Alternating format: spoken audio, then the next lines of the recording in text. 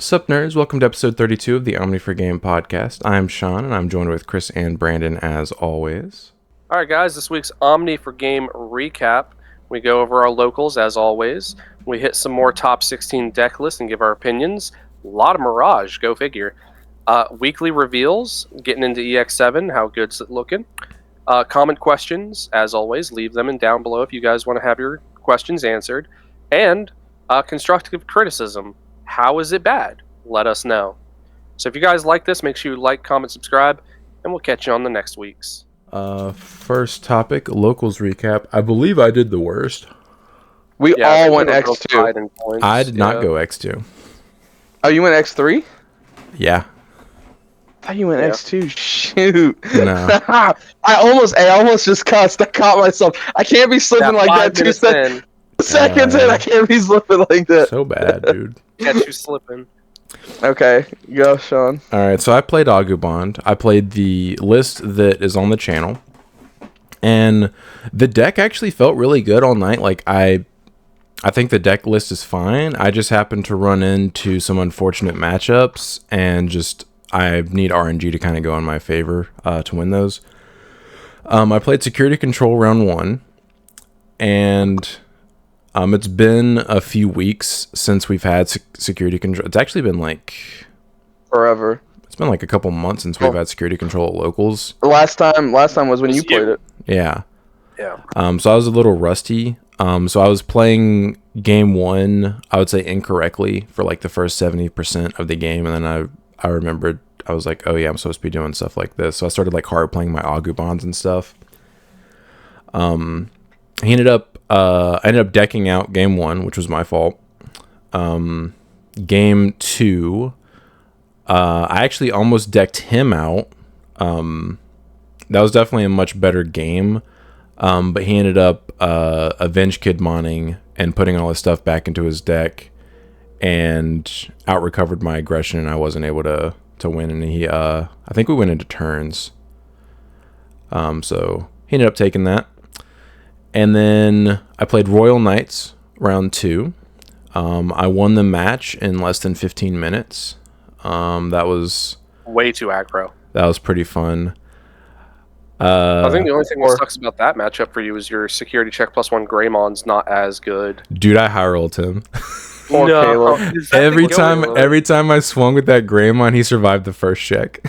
Oh, that's so feels bad. I kept checking options. Like the first time I swung with it, I checked a purge and then a blue card. It's like he had to answer it on his turn. Yeah, I super high rolled Caleb. Like there wasn't really much he was gonna be able to do. And I was like doing my best to keep his Royal Knights off the field. So like I Agubonded him when I had 5 security just to pop some of his Royal Knights. In that matchup, you don't care how many security you have. You're just trying to stop them from being able to just rip the Omni. Mm-hmm. Yeah, and like I Death X'd him and gave him like 7 memory or something. Super early one game. Pop. There's almost nothing they can do about that. They have to have something that can out the Death X. I popped his Magnamon, which kept it from being sucked up, and then it forced him to Omni in order to get it off the field. And because of that, he never had another Omni to combo off that game, which is really nice. That's really unfortunate. Yeah, I was handing him like 5 to 8 memories sometimes, but I was like, this is worth it. You can't win if I do this. Yeah, what is he going to do? Hard play 2 Royal Knights? Yeah, which he did, but I was like, okay. Thanks for the memory. Warp into Wargrey, attack through one of them. Now that guy doesn't get sucked up. So yeah, that was a pretty easy match. I think just because I understand their win con, it was definitely smooth sailing and high rolling with the security check Greymon. That was pretty nice. So I won that match 2-0. Then I played Ben's Lugumon round 3. All 3 games were relatively close. He ended up taking game 1. I won game 2. And then I set myself up to kill him game 3. And I gave him access to 2 memory at the beginning of his turn. And he had 1. So we talked about it. And because he's playing like the Fascos and Tyrannos, if I had done the other thing that would have given him 1 memory, he still would have had like 5 blockers on the field, and I wouldn't have been able to warp into Agubond, because the way I was able to choke him to 1 was evoing into Greymon and raising, and I didn't want to do that. So that's the only reason I gave him 2 memory instead of 1. And he ended up lethaling me with like the Lugomon wombo combos through like 4 security, I think. He dodged a DG Dimension out of security. That was the only way I was going to win that game. So I ended up taking it 1-2. And then I played against Yellow Vaccine round 4, which is not a good matchup for Rookie Rush-esque decks, because they have a bunch of free removal basically for all your little stuff. Yeah. I kept getting him down. Like both games I got him down to like, I think I got him down to 0 security both games. And then he was immediately back up to 5 security. Seraphimon, Angemon, Magnamon, like they're all such good cards. Yeah, and it was pretty rough because I was like, okay, cool, you have 5 security again. I don't think I win this. So yeah, that is an awful matchup for like Rookie Rush style decks. Yeah, you basically just have to OTK high roll them. Yeah, like I have to super high roll, and also like I wasn't drawing the right cards for that matchup. So like anytime he had a big guy on the field, I didn't have War Greymon in my hand. It was just like super unfortunate RNG. Like it's already not a good matchup for me, but I also have to like have certain cards even like make it competitive. Yeah, you have to see certain win cons. Yeah, like I had to Agubon him to get his big guy off the field, so he didn't have lethal in the next turn, which sounds odd to say, but it was a Seraphimon, so it would have gotten like 2 checks anyway. Yeah. But yeah, so I ended up dropping that 0-2 and ended up going X1 or X3 and coming in whatever place that. But the deck felt great. I just had some unfortunate RNG and some poor matchups. How do you think you would have done in a more streamlined tournament setting, like when you know you're going to be playing against more like an event? Yeah, like an event where you're playing against more decks, like maybe a Red Hybrid, maybe a Numamon, maybe a Deva. I think the deck actually has a good matchup versus most of those, except for I do think Deva's is pretty rough. I think you can beat Deva's, but it's probably in their favor like 80-20. Yeah, it'd be a hell of a grind. Yeah, because the only way you can get their stuff off the field besides DG Dimension, which DG Dimension doesn't even pop their level 5s, which is an issue. Feels bad. It's one of the reasons I hated Foxfire and Full Metal. Yeah, it's you have to Agubond, because like if you wore Greymon, you're hard evoing into it and attack. I mean, you can warp if they already have a level 6 on the field, but yeah, like even if you do though, if you wore Greymon and raid into their dude, it just is gonna pop your War Greymon because you don't have protection effects in the deck. So I think Deva's is like the only like bad matchup as far as like meta decks are concerned. Yeah, especially if they have the Geni on the board, you're kind of just screwed. But like Nume, I think is fine. Nume and Lugia are basically like who's gonna kill the other person quicker. That's literally it. That is the strat. And like you probably outspeed Mirage. They do have removal for your stuff, but you don't really care about whatever you already swung with. Yeah, and they're probably putting it back in your hand, so it's like thanks. Yeah, they're putting it back in my hand to do it again. So I'm like, thank you so much. Yeah, thanks. Well, thanks. Bounce that Greymon. Bounce that Greymon back. Thank you. Thanks. Promote BT14. Exactly. Evo for free. And what's the other meta deck right now? Red Hybrid you mentioned.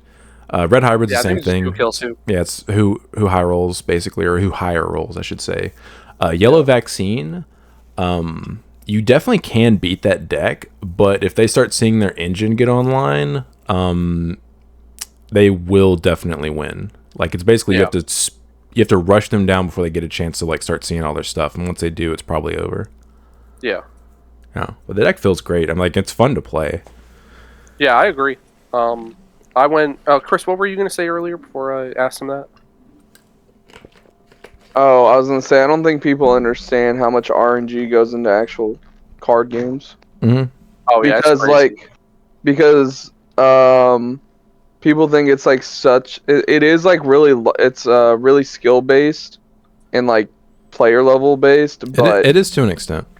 It's almost like 50% of it is RNG. Like half of it is. If you don't see the pieces, you don't see the pieces. So it's like Ben topping that Ultimate Cup and getting 13th place. His very first match of the day was Numamon, his absolute worst matchup, and then he dodged it. Probably because he lost that round one. Yeah. Yeah. And then the rest of the day, favor. Oh yeah. yeah, the Definitely. rest of the day he dodged it and never saw it again and just won out. Mhm. So it's like, I don't think people understand. Like every time you see like these tops, yeah, there are some consistent people up there, but so much of it is RNG. Yeah. Like you have to be lucky. You have to be a good player, but then on top of being a good player, you have to get very fortunate rounds of like favorable matchups consistently throughout the day. Good hands. Good Good hands. security. There's a quote from a pro Yu-Gi-Oh player that I heard once that is definitely true, and it applies to big events. They were talking about topping a YCS, or winning a YCS, I think, but the quote was basically, to win a YCS, if you win a YCS, you're probably good, but you're definitely lucky. Mm-hmm. Yeah, that's good. That's a good quote. I like that.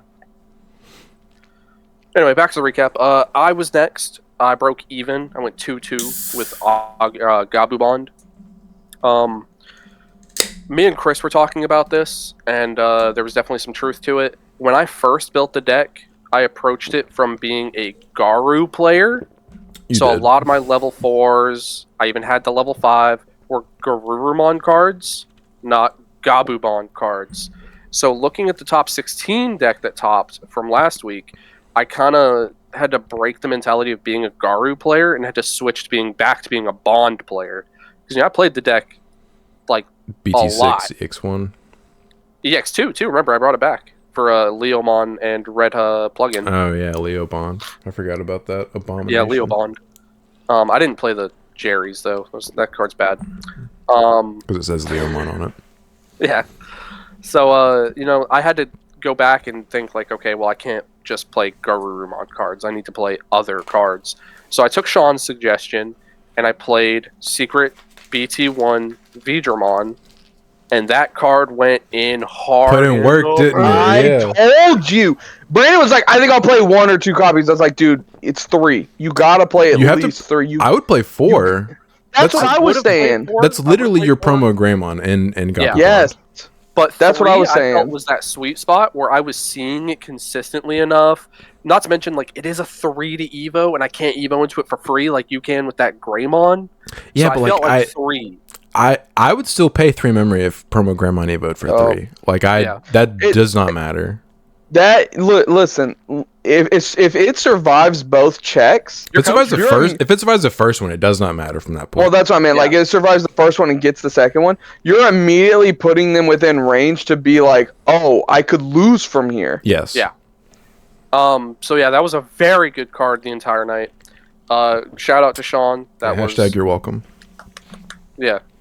Clap for Sean. That was a really good suggestion.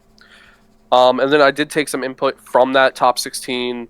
I threw in a smaller hybrid engine. I took out BT15 Matt entirely and swapped it out for Davis, because if I'm not running a bunch of Garu cards, Davis searches the entire deck now, including Bond, and Sora Joe. Because Sora Joe is just still one of the best blue players. So good.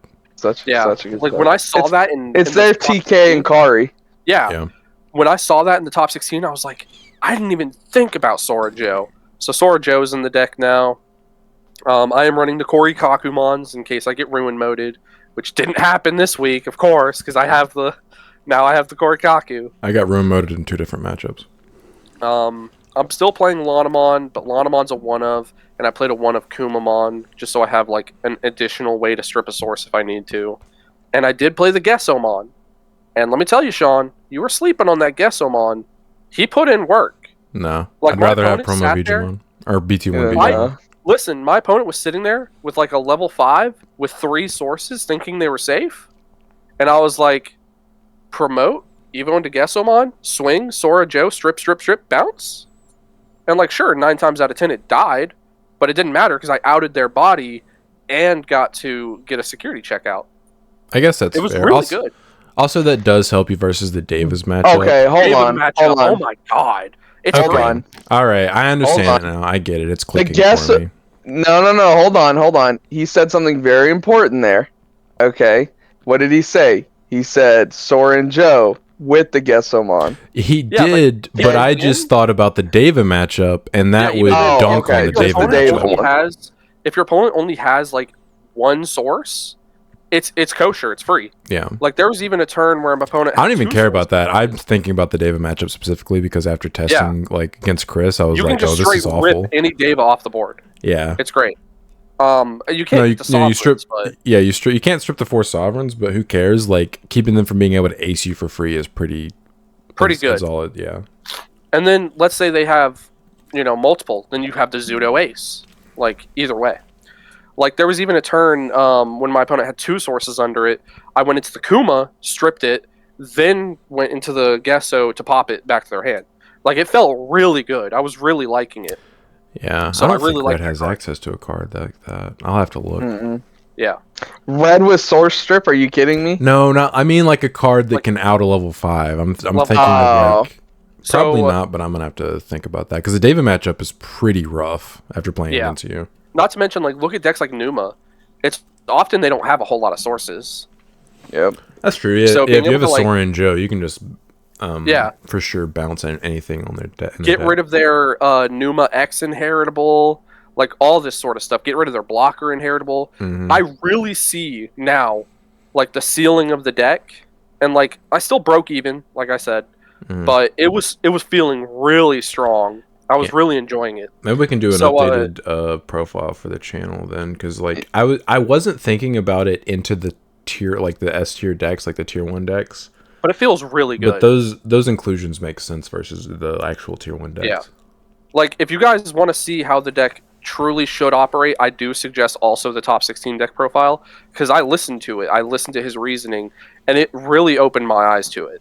Like, my deck is still different, because I am playing 4 training cards as well, and I don't think he was playing any. I think he might have been playing Mem Boost. But the training cards were coming in absolute clutch. So, yeah, getting to the actual matchups. I could tell Brandon. I could tell Brandon was having a good night. I never once heard him punch a table, so I was like, okay, he's Can't having, even play the game. even though he's losing. Even No, though he's no, no. losing, he's having a good time. According to you guys, I wouldn't punch the table. I'd come home and beat my wife. You would Oh, do you're right. both. You would do both. Can we get a welfare check on E real quick, Brandon? She's over there eating her fancy online store peanut butter. Dude, the fact that I heard you rage at the beginning of game 1, round 1 last week, I'm sitting right next and to him, Sean. you ended up winning the match. Yeah. It wasn't. No, don't get me started. It was It's my like hand, he needs man. it. He needs All it. the He's just hammer sparks. All He the needs pseudo it. aces. he needs to get angry and just be like, I need this right now. Give me good luck. I need better hands. So anyway, getting. That's why I into like actual twisting the knife matchups. whenever you rage when you're playing me. I like just like I'm like, yep, sucks, doesn't it? Yeah. So round 1, I played against Will playing bunnies. Mm-hmm. I 2-0'd him. He fell for the exact same trap that was laid by Sean the week prior, where I promoted a level 3 while he had the level 5 on the board, and swung. And he goes, yeah, Mega Gargo, stun your things, suspend, block. And I was just like, alright, cool, Death X. I just won from there. It was such a good feeling. Yep, out this card or Fell for lose. the same thing. Do what? Yeah, out this card or lose. That's what Death X says. I can't even necessarily blame him because like I got 4 Blast. 3 bodies off the board with that one. Oh my Death god, X. that was way better than mine. I only got Blast like 2 evoing. bodies off the field. Blast Evoing feels so good. Sometimes it's just like, yeah, this is nice. Dopamine. And then you get punished and you go, oh. You're like, ah. When your opponent is swinging and you know they're aware of Mega Gargomon, it does like you're like, is this a trap? But like at the same time, you're like, are they like mind gaming me to where like they want me to think that it's a bait, but actually like they just forgot about it for a moment and swung and it's too late now. But yeah, then game 2. It was so funny too because I dropped the Death X. I was like, all right, cool. Wipe all your board except the level 5. And he goes, what? And just like takes the 2 rapids off and goes armor purge. And I was like, that's not how that works. What are you talking about? Quite, I was like, it de-evos them first. And he goes, oh yeah. Yeah, get wrecked. And I was like, yeah, get him off of here. Get him out. Get him out. Go and get. So now, of course, for the next turn, the level 5 doesn't have protection anymore. So then I just promote and bond for game. So yeah, get bot decked. Yeah, get out of here, kid. And then game 2, I literally spent most of the game just controlling his board with my source stripping and stuff like that. Because you can't armor purge if you don't have anything under it. And then dodging the level 5 in here protection. Like as soon as that level 5 was turned off, because Will was so focused on blast evoing me, just wanting to get the blast evo, he wouldn't just raw evo into it. Even when he had 2 Will eyes on the board, you could do it for basically like 3 less memory. No, 2 less memory. That's how Ben was playing versus me until he realized I was never going to let him blast evo, and he started hard evo into it, and he's like, okay, this is the only way I'm getting it on the field. And I'm like, correct. Yeah, like I had ways to punish it, but at the same time he needed to just do it. Mm-hmm. He needed to force me to out him. Yeah. Instead, I was just like, oh cool, he has protection for this turn. All right, let me just set some tamers up and be ready for the next turn. Yeah, they don't have enough aggression to like force you to answer their stuff that quickly. Yeah. Like, I literally, one turn, hard played 2 Ukamons, because he had nothing in the raising, and only the level 5 out. So you're still playing Ukos in your list? Yeah. It's still a really good card. It's definitely not the best, though. I don't like the fact that it doesn't threaten Bond, and it doesn't threaten War Gray. See, I agree, 100%. That's why I was almost never putting it in my raising area. I would just hard play it. Because then you can promote hatch again and go again. I guess that's. And then my opponent had it. You're right. They have to immediately have to do something answer. about it. They have to answer that Ukamon right away. That's a good point. Yeah, because I hard played 2 of them. Yeah, I could see like hard playing Ukamon and the next turn raising and then hatching and then going Louis. That's 3 bodies on the board right there. My opponent, like during one of my matches, my opponent gave me 4 memory because they set up their memory setter. Mm-hmm. I literally went, all right, hatch, Evo, Gabumon, Matt, hard play Uko. Deal with the Uko right now. And they were like, oh no. They couldn't out it. So then the next turn I promoted, hatch, did it again, and like, yeah, I won from there. It was super sick. Yeah, I guess I didn't think about that, but I still don't know if I would put it back in, but yeah, that is something I didn't consider was hard playing it like that. Yeah. Round 2, it was against Crossheart. This is the game I did that, because he didn't have the piece to out it. The on play guy, the yellow one. BT10 format. Yeah, the drill guy. That's Derulamon. Yeah, the yellow guy. Yeah, the one that gets played off of the yellow girl, the Akari or whatever.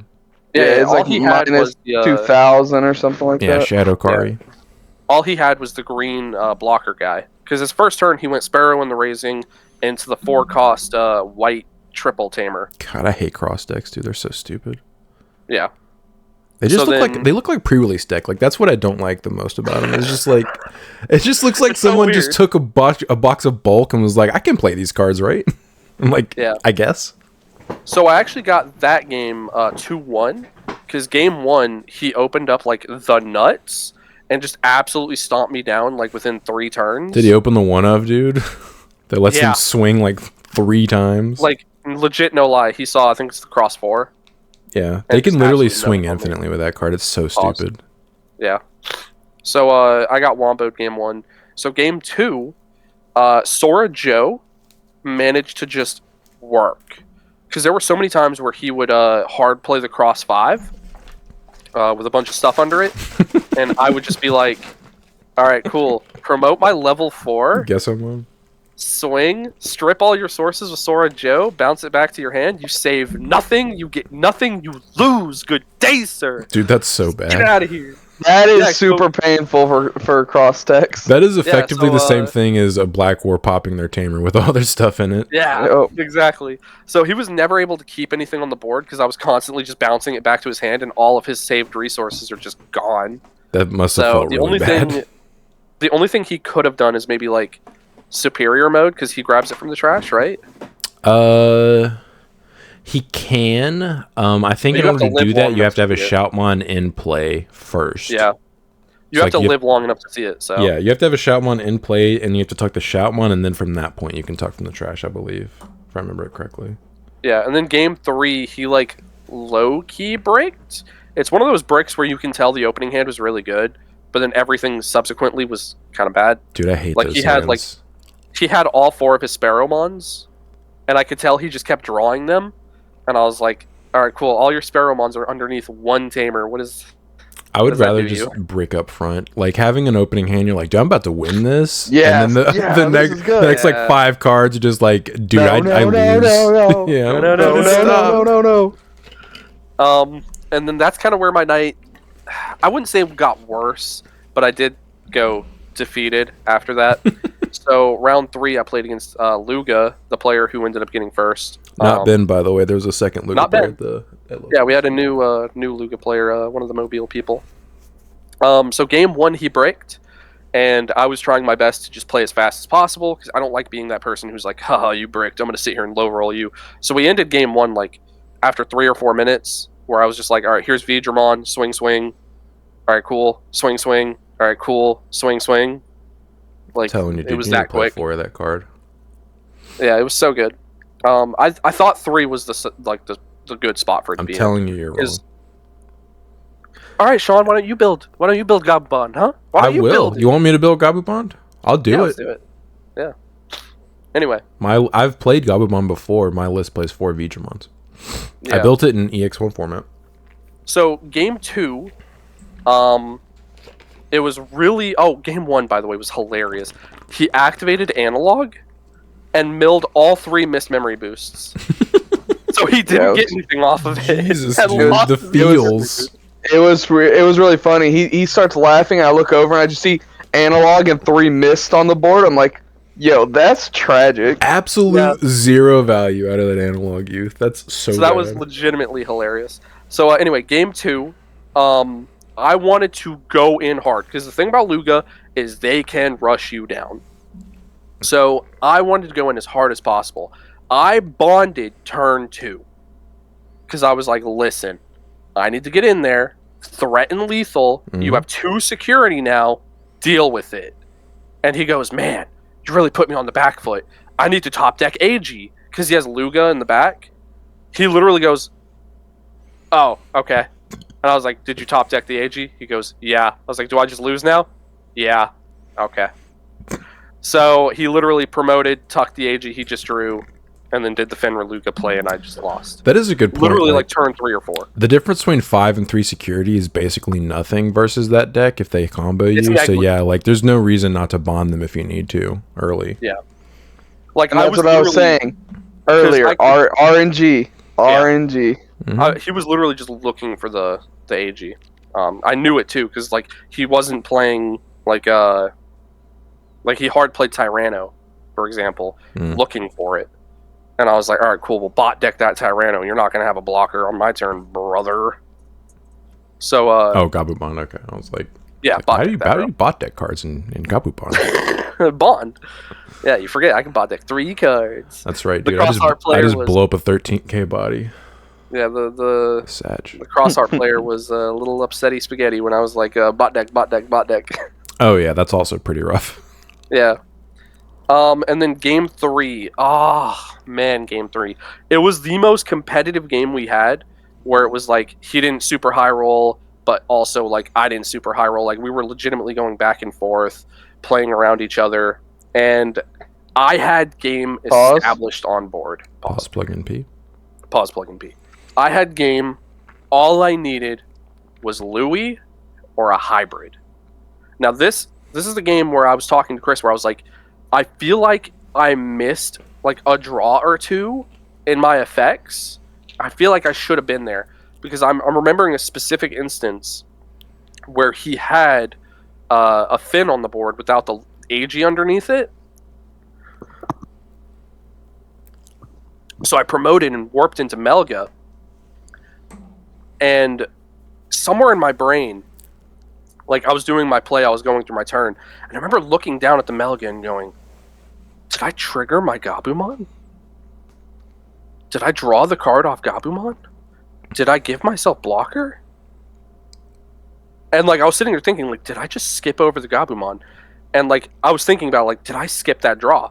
If I missed that draw, then I legitimately should have. Was it the won. next card? It was the next card. The card I needed was Louis or a hybrid. And Yeah. literally, like, we were playing the turnout, and I was like, if I would have had it, I could have had it because he was at 0 security. Mm-hmm. And I was like, well, here, let me activate this. I'm at 2 memory. Let me activate this blue training. Reveal. Louis, hybrid. And I was like, Yep, I've had games like that where they're at 0 and I'm just like, I just need one of these 2 cards. Come on, man. please. So he ends up getting that one. Super feels bad. It made me seriously sit there and question, like, I feel like I missed that. Maybe. Because I remember looking it's easy down to at miss it. draws in this game, as you've seen in some of the gameplay videos. Yeah. And then round 4, I got 2-0'd by Hunters, Solar again. God, man, that deck is so. Is he just high rolling you? Because I feel like that's not a bad matchup for you. It's so difficult to deal with when I don't see the pieces I need. Okay, that's fair. Yeah, Because- just drawing the wrong hands versus that deck is bad. Yeah. Yeah, like game 1 and 2, I was kind of looking for rookies. Mm-hmm. Like I was seeing all the tamers I needed. I was seeing like all those pieces, but 9 times out of 10, the only level 3s I was seeing was like, here's a copy of Uko and 1 Gabumon. You'll never see anything else for the rest of the game. And I'm like, feels bad. Yeah. But like game 1, I had a win condition. My win condition was he had Quartzmon on the board. My win condition was warp Evo into Melga, stun the Quartz so it can't swing, suspending my Melga, and stun his Watchmaker so he can't give anything surprise security check +1. Because his Watchmakers were unsuspended because he played them afterwards. And I was like, all right, that's my win con. He had the one of Gaia Force and forced my Melga to suspend. Evade. So now, oh no. yeah. So the play was Oh no. the next Oh turn. no. Dude, I hate that sound. I would hard play Death X for free because he had like a billion cards on board, kill the Quartz, and then go into Bond on top of my Melga for 1 memory because I had a training card, bot decking the Superior so it couldn't block me, and then swinging 3 times per game. But that you're was already the play. suspended. Yeah. But because I was suspended, Unfort. Yeah. I couldn't unsuspend my level 6. So the one of Gaia Force screwed me over there. Dog, you should have played Brave Shield. You could unsuspended. We have our own. It's the 5 cost. Brave Shield. 7 cost. Melga Brave X Shield. option card. Unsuspends him. Does it unsuspend? Yeah. It's the Yeah, I know it's the BT9 BT9 card. I forget what it's called. BT9 but yeah, I know what you're Melga talking about. X. Yeah, I think you have to have Garu in name and you get to unsuspend. Of course it can unsuspend Sean. That's Blue's entire thing. Yeah, But true. it bounces like a level 5 to hand or something like level It's 5 so or lower. weird. Yeah, that and the Gaia Really Force bad. 0 from that set are just like, why'd you print this? I'd have to double check. It might be lowest level. It's like, probably lowest level if you have a Melga X. Because then you Melga can on bounce the field that or back, something. unsuspend the Melga X, and bounce everything else back. yeah, probably something like that. But anyway, game 2, he high rolled the bejesus out of me while I only had seen 1 rookie the entire game. So How many rookies are Solar- you playing now? Solar be like that. 3. It's 4 BT15. You don't know off the top of your head you're bad. You know that right? Well, I just know the ratio. As a deck builder, Math is you should hard. just know. You should just Math know. is hard. A good 13. captain knows every weld and bolt in his ship. Oh my God. I mean, That's a he Galaxy makes Quest it- quote for those of you that. He makes a good point. Yeah, 13. I play 16, dude. I ain't never missing on rookies. I will Well, that's never why I let that also happen to me put in- again. That's Because you why I put literally in you training. lose those games. Like if you don't see rookies consistently, Yeah. you just lose. Well, like I I'd said, cut I one got- of the training for another rookie. Yeah, I like got I'm not the playing trainings. trainings so because I didn't want to cut my rookie count down. 16 Augurs, dude. I'm never not having an Augur in my hand. If I were to increase it, I would increase it by one Bond Mat and Gabu, and our BT6. You and know one what's EX1. wild is even though I'm playing 16 Agus, they never clog my hand. Really? Like I'm never like, dude, I have so many Agus but no other cards. Too many Agus. Too many, no such thing. Oxymoron. Yeah, feels bad. Just unfortunate RNG on my part. That's funny because like the last few times I played against Solar, he's low rolled and I've just like absolutely high rolled and dunked on him with whatever I happen to be playing. It feels like every time I play against Solar and we're playing against each other, that's exactly what happens. Like either one of us high rolls or one of us like really, really low rolls. Mm-hmm. Like it's always something like that. It's never in between. Yeah. But yeah, I might have had a chance if you didn't see the one of Gaia Force, but that's assuming. Then we go into a game 3. Who knows how game 3 could have gone? The token Gaia Force, dude. Oh, man, it felt so bad. The one of Quartz, the one of Gaia Force. Yeah. The same thing happened to me in the matchup with the Crossheart player. I was your boss monster. Yeah, for real, dude. It's your boss monster. Yeah. Put a second one in. That's so funny. I mean, Quartz is expensive now, dude. Yeah, he's getting there. Yes, but the one he has is Altart. That's right. He could sell it and get like a playset. Two regulars. Yeah. So it happened to me with the Crossheart player too. I swung unsuspended and I revealed his Heaven's Judgment, and he goes, "Oh, cool, -12," and I was like, "Dang, that really sucks." And then he had the audacity to look at me and go, "That's a one of in my deck," and I was like, "You just had to tell me that." You just had to rub the salt in the wound. I hit the one of out of security. So I like telling you stuff like that because I know that it tilts you. But it's funny that people just feel the need to tell you, even though they don't. They're not trying to do it, but I do. They're not trying to tell me. I took it in good faith, but I was like, I would have been like, "That's a one of." LOL. Lol. All right, Chris, how did your night go? I'll try not to take as long as Brandon because 3 of my matches basically went into time because that was draining. So I don't know if it was just me, but I was very lethargic once the tournament started. Like I sat down for round 1. I was just like done. I know what are you asking me if I know what lethargic means? That's just a big word for you, man, you know? You're right, it's more than 4 letters. So round 1, I get paired up against Tyler, who ended up getting first place. He was playing Finry, and I was playing Davas. I can understand why Davas is topping online, because I think it just has generically good matchups against the other top tier decks that are being played, like Red Hybrid and Numamon and stuff. But the deck just is like so boring, or like I never really felt like I was having fun. The most enjoyable part is like, oh, Blastace, but like it's not like I'm doing that every turn.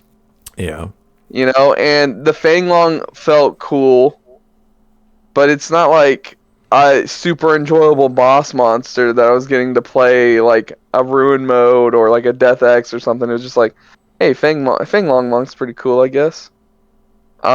So I played against Luga round 1. Our entire game 1 went to time because he couldn't kill me fast enough, or I was just answering his board, because once I played out the Fanglong and I had enough cards in trash, I was blowing up his board multiple times.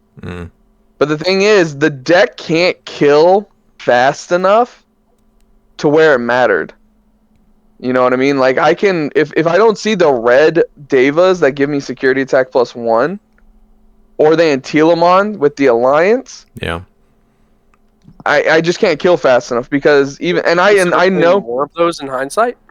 I do. The red ones and the black ones are the ones you play the most of, in my opinion. I just think they're the best ones. Yeah, they are. The blue ones are trash. I mean, you can't Mega Gargo on top of the black ones, though. Yeah, you can. Yeah.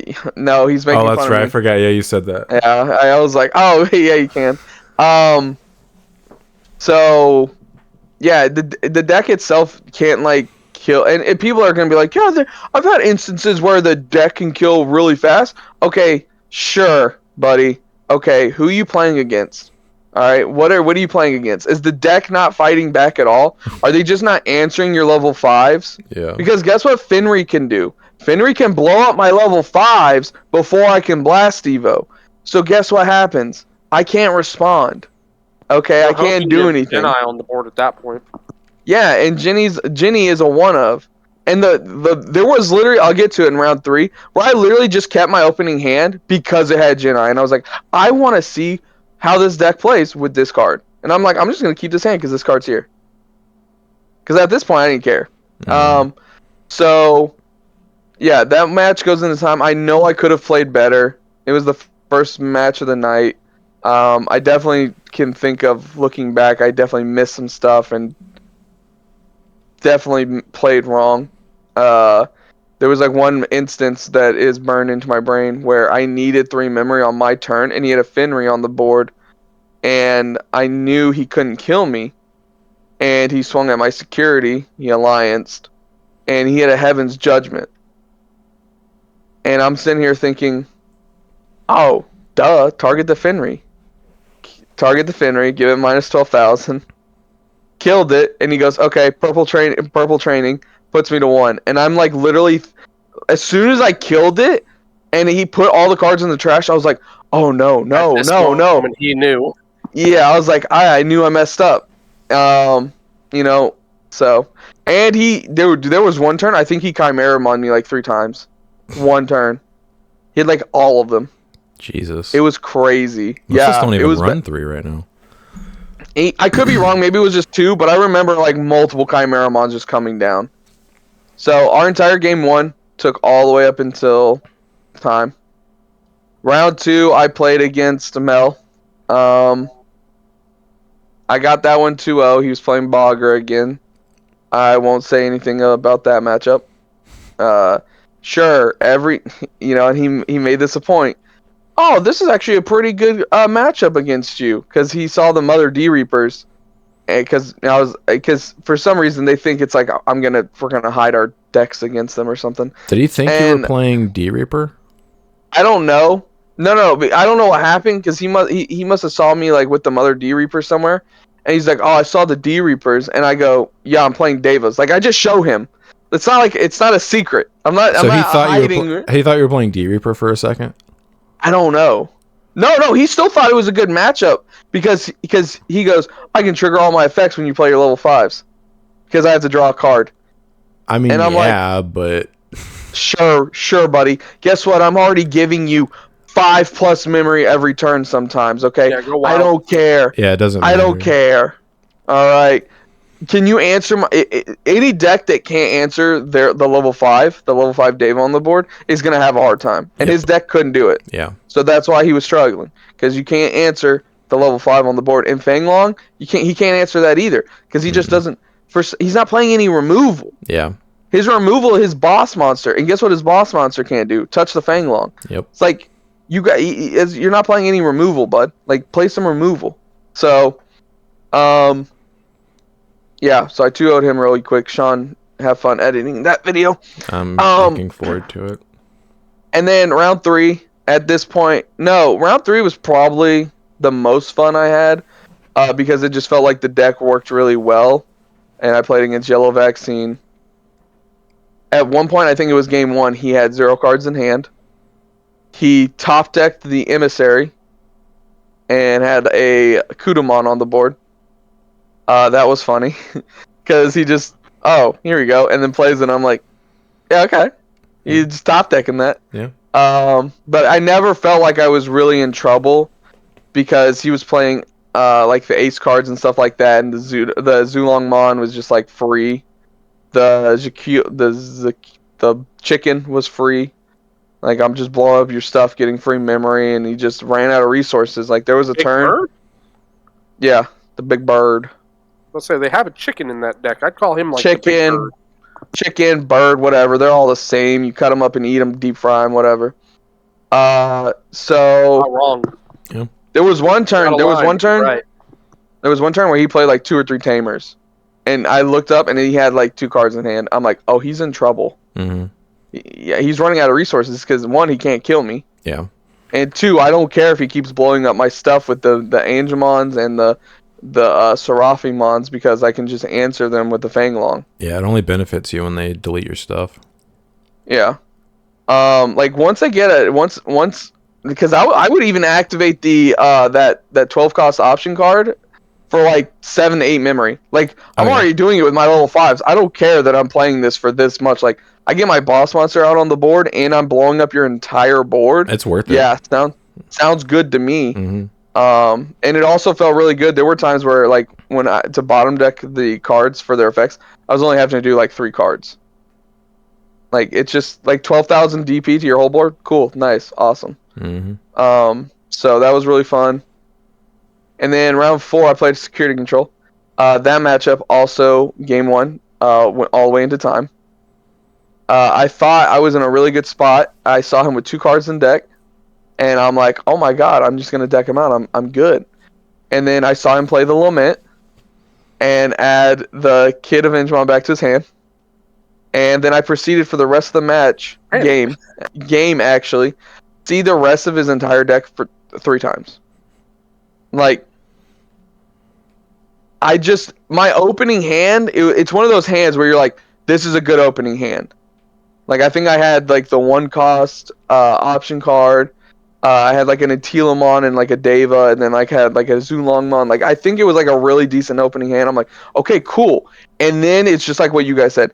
It proceeded to get worse and worse and worse and unplayable and unplayable and unplayable. Mm-hmm. Like, I think the only win con Deva would have for that specific matchup, if they're playing the Lament Avenge Kid package, is Quantum.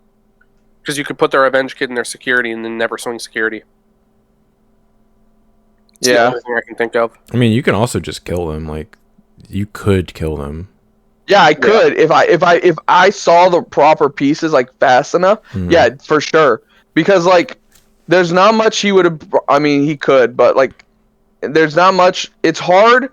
It's hard once he established his TK and Karis, because then he's always gonna be, and he's a really smart player. He's always gonna be at almost like 10 memory. That's just how it was, and he had 3 Karis established too. Like, the further the game went on, and I couldn't kill him fast enough, because again, it got to a point where I was like, I have no more level 5s in my hand. I could just hard drop all these Devas, get no value out of them, but then he just answers them because he's gonna go to so much memory. He just kills them. He'll gain that memory back, and it became a struggle. Even once I established Fanglong, he just didn't care for it, because again, it's only getting 1 swing. I don't have any other. I can't play any other cards because I'm not getting enough memory to establish more cards. And he could always answer the level 5s once they hit the board. Like, he either always had like a the Magna Ace or the Angemon Mom Ace. I can't remember. Or the what is it? The 6 cost yellow purple Chaos. Hellscythe. No, not Hellscythe. Yeah, so those don't answer your level. No, it was the comment back out. It brought Pillamon. It would bring Pillamon back out, which hurt. But no, he because he has enough memory to play both. Normally, security control players you get to play 1, but I'm giving him so much memory and the TK and Kari on top. He's always able to play multiple cards. I got you. You know what I mean? So like at first I thought, I was like, okay, this is a good matchup. Like if I can just stay aggressive and just hard play myself, because that's what this deck does, I'll be good. I'm not in fear of decking out. Like I don't draw like that. Yeah. And then just the more turns that passed and the worse my hand got, the worse it got. And I'm like, this is because he would just have turns where he played a tamer and he was just passing, and I'm over here like, okay, I gotta give you all this memory. So. Oh, it was exhausting. So I ended up losing that one game. Two matches last night. I only played 1 game, and it felt it was. That's ultimately why you ended up getting as high as you did in the placements, because your match loss percentage was actually really high. You mean game loss because you percentage? only ever won. Yeah, you only ever lost 1 game in a whole match. Yeah, because my 2 wins, I 2-0'd my opponents, and then my 2 losses, I only lost 1 game each. So technically, I went 4-2 last night, game-wise. I just can't believe the Lugomon game went as long as it did. That was the one that, like, I was like, okay, either he's gonna I kill was me. very surprised you told us that. Dude, I don't know. It was. I think it was. I could have played better. I definitely know that game. I could have played better. It wasn't until like round 2 where I started playing against Mel, and I was like, okay, I can just mess around in this and just kind of play stuff out and kind of take my time and like play my cards, just make sure I'm doing everything properly. And kind of feel out the deck and know it a little bit better. So that was really more of like the play testing round. Round 1, I was just like, okay, if I want to win this, I actually have to try and win. Yeah. Like I actually pay attention and stuff. And then, yeah, Sean, I think I know what I'm gonna play next week. What? I think I'm gonna play Burst Mode, Shine Greymon. Yeah, I mean it's always a good call if you high roll or just draw like pretty well, like you kill people very quickly with that deck. I remember getting the cards like when they first come out and then never really playing it. And I'm like, I want to play that. Yeah, it's a fun deck. And I mean, as long as you don't brick with it, it's a fun deck to play. Yeah, even Agreed. Will was bringing it and having really good success with it. Like those were the weeks where he was doing the best in our tournaments. Mm-hmm. Honestly, I think he should go back to it. I don't think he's vibing well with bunnies. Yeah, I think bunnies. One, it does not have a clear win condition. It's basically just like it's like a mid-range deck, and I think mid-range decks are better in the hands of like I don't know how to say this like without More experienced. Yeah, more experienced players. I think decks like a less experienced player is better off playing a deck with a clear win condition that they can just like attempt to do every game. Yeah, why do you guys think I play mostly OTK decks? Yeah, because you suck. We got it. Damn right. Same, dude. That's why I play decks that have win conditions. Which of these do we have to go over? Just the Latham one? These two, Raid and Trade and Raid and Trade. Latham. All right, so we have two more tournament top 16s to review. Is that a Jellymon in there? Oh my god, it is. All right, so Raid and Trade's online Ultimate Cup. Brother, look at that Mirage. He's a big boy. Oh my god, Oh my 7 of the top 16 deck lists were Mirage. Cool. Scroll down a bit. They're gonna have to hit that deck again. They don't have the archetype breakdown for the entire tournament. Yeah, they don't. I guess that was just like the one-time thing. Yeah, the one-time thing. That was really nice though. I wish they would do that again. How far up did the Jelly get? 10th? That's pretty good. They're gonna have to hit Mirage again if this keeps happening. I don't know what they. Thomas is gonna go to 1. That 3-cost Thomas. It's a function of the format. Although I wouldn't be shocked if they hit it, but I think the topping is a function of the format because it has a really good matchup in a Nume. Yep. It has a really good matchup in a Davis, and those are like the other 2 top decks. So like up here. But you know how these companies are. They go, oh, they don't look at, oh, it's doing really well against this. They just go, oh, this is topping a lot? Okay, touch it. Yeah, but you say that, but then look at how often Red Hybrid has been topping. Yeah, and I've been screaming. When we talk about the reveals, it but is they have not already topping. announced. Well, do you see any Red Hybrid? Do you see any Red Hybrid here? In Japan, I don't see it. topping. Well, it's topping in Japan because they have that set now. Ban Takuya. Well, yeah, that too. But I was gonna say real, BT15. dude. Ban the BT7 Takuya. It's too old. Bandai, you're not making any money off that card. Make a new one. Yeah, you've already given them a new one. Yeah, we got the new one. They're not gonna touch it. Takuya set to 1 on release. Then I wouldn't. The only Takuya they need to hit if they were going to hit one is the BT7 one. The other ones. No, I'm talking about both. I'm talking about both. Hit them both. Just limit all 3 of them. Just you have 3 Takuyas in your deck. Good luck. Emperor banned. They would just play the other one. Like it wouldn't hurt them that badly. What if Red Hybrid got hit before Baumon? I'd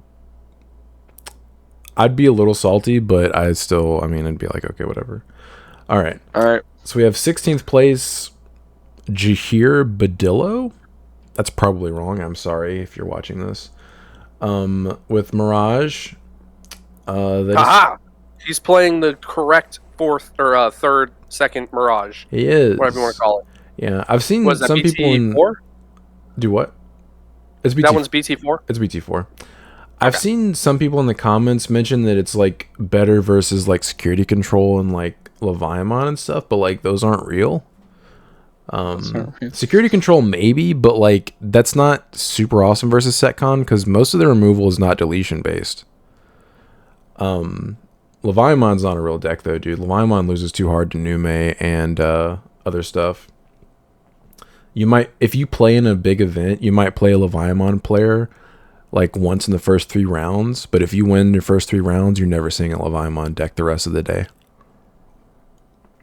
Yeah, this looks pretty standard. Dude, this... Yeah, this not a guy's- whole lot of Thomases. Yeah, this guy's running 5 Thomases, only 2 of the 3 cost. I wonder if it's because of how many training cards he's playing. Yeah, he's You only maxing need out to on play- the trainings. You only need to play You only need to play Thomas once. I mean, that's And true. just recycle it. Once it hits the fields. Yeah. At that point, the rest in your hand are just kind of bricks. Yeah, I guess that's true. Yeah, this makes sense. Yeah, just going hard in the paint on the burst mode and go from there. Yeah, congratulations. All right. Oh my god, dude. Ads. Hunters, 15th place. Abdul. I'm not gonna try to say your last name. Let's look at this. Send this list to Solar. I mean, Oh, Quartz. Only 2 quartz. Hey! Only 2 quartz is actually surprising. I do recall that being a 4 of whenever this deck was. Yeah, but I relevant. think that's just like with the Thomas. Like, you only need to see one, right? I guess that's true because like you're not worried about the mirror to like quartz lock each other. Exactly. So yeah, you only really need to see one and force them to Because you're the one that has so many cards on the board, like suspended. Like, so you're. It also helps it with its like extra chat or the trashing effect and all that. Yeah. I mean, he's definitely playing a lot more Is it a pencil? random one-ups Yeah, he's playing compared Ikaku. to our Hunters player. Ikaku. I was going to say, he's also playing the additional, that and the level 5. Turon. I think it's Astamon. I Yeah, can't quite see it Astamon, from here. the one of it lets you like warp into Quartzmon. Yeah. You can like Otherwise- you warp this pretty guy on similar top of the to our- Psychmon, then you Evo Quartzmon on top of this guy. Yeah. What does the Torimon do? That one of? That's the one that Mel's playing. I again, I don't care what his cards do, so I don't really pay attention. It's a when Digivolving D-Evo 1 level 5 or lower of your opponent's Digimon. For every 2 cards in this Digimon's evolution cards, add 1 to the maximum level of Digimon you can choose this effect. On deletion, Okay. save, and place Digimon, blah, blah, blah. Inheritable, opponent's turn, while its Digimon has save, it gains blocker. Okay. So just I mean, a it's D-Evo alright. effect. I guess it's just another out to things that are hard to out. Yeah. Okay. Congratulations.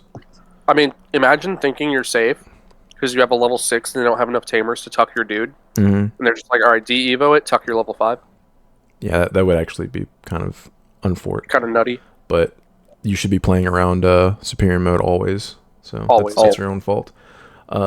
Yam Sason, Numamon, 14th place. This is the Okay, so purple it's base. official. Yeah. Dan Bing's list is just, or the purple base is taking over. No, This is a Zord. poverty list. Yeah. He has no ruin mode. Look at that. Poor. Poor. I mean, he's got 4 RB1 Monzis, dude. This guy's got a little bit of money in this thing. Yeah. But I mean, hey, you ain't got no ruin? Come on now. Yeah. I mean, No Louis either? Come on now. yeah, not even a one-of, dog. I mean, this is Pretty relatively standard for standard the list. purple base. Yeah, I do like the Chimeramon. I think if I revisit New Man, I'm going to put a Chimera as a one-of. Yeah, there were a bunch of times where I had multiple level 4s just doing nothing. You could go into Chimera. Yeah, it's just another win condition. Mm-hmm. Jorge with 13th place, Mirage. Oh, another one. You don't Another- say. I mean, there's going to be quite a few. Oh, but- hey, it's the exact same list minus the difference in level 6s. Yeah, and he cut something. He's not playing Yeah, the 2 full full moon. moons. He's playing a Yeah, fifth. he's also playing one additional memory boost, I think. No, it's 3 and 4. No, was it's the 3 and ratio of 4. the last one. He's The playing exact one same more Tama, Zunamon Thomas. Ace. Yeah, 4 ace. Only one hybrid. I don't see why people aren't just playing Korikaku, because like getting ruin moded and like having lethal otherwise feels real bad. Yeah, I feel like if anyone's ever had that happen to them, they immediately cut this card and put Korikaku in. Yep. Yeah. Congratulations. Joe Lee with Davis, 12th place. Yep. No Bihumon, but playing Mega Gargo. Agreed.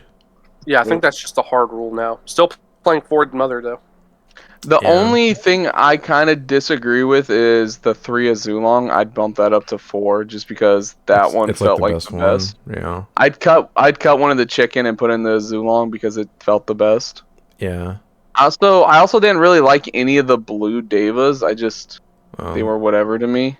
He's only playing 3 total. Yeah. Which is fair, but I bumped up the snake one because it's just like, hey, that can out the level 3s that hurt you, so. Yeah. But congratulations.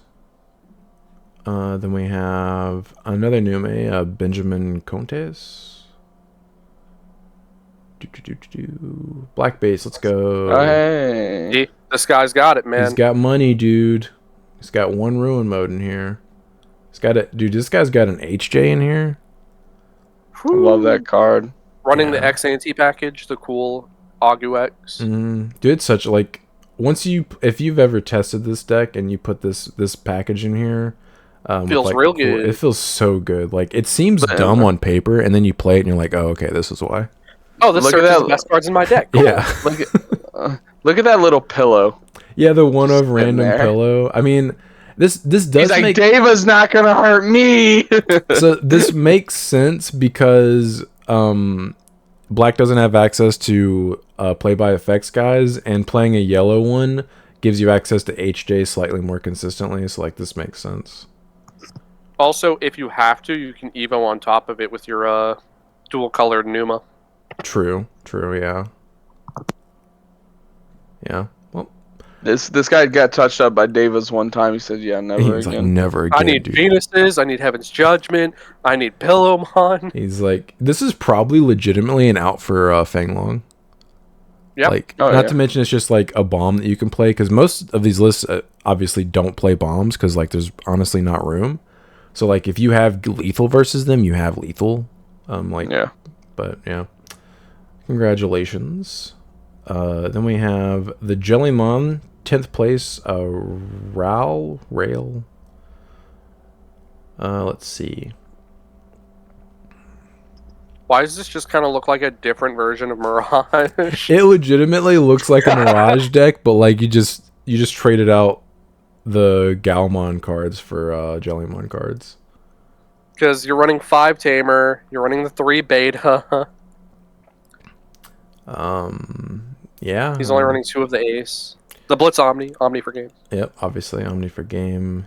He's playing this guy instead of Korikaku, which, as we discussed, is probably not the wave.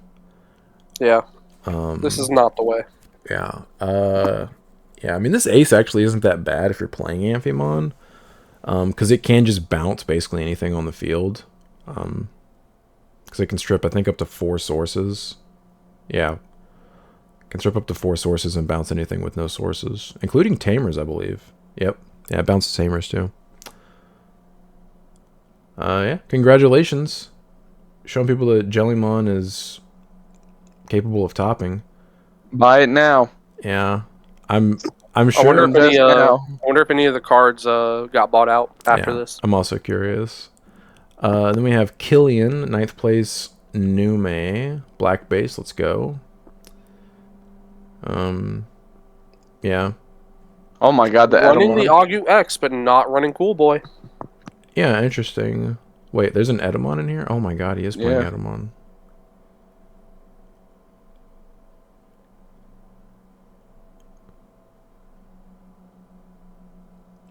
The Inheritable lets you play black or yellow with play cost 3 or less from the top of your deck.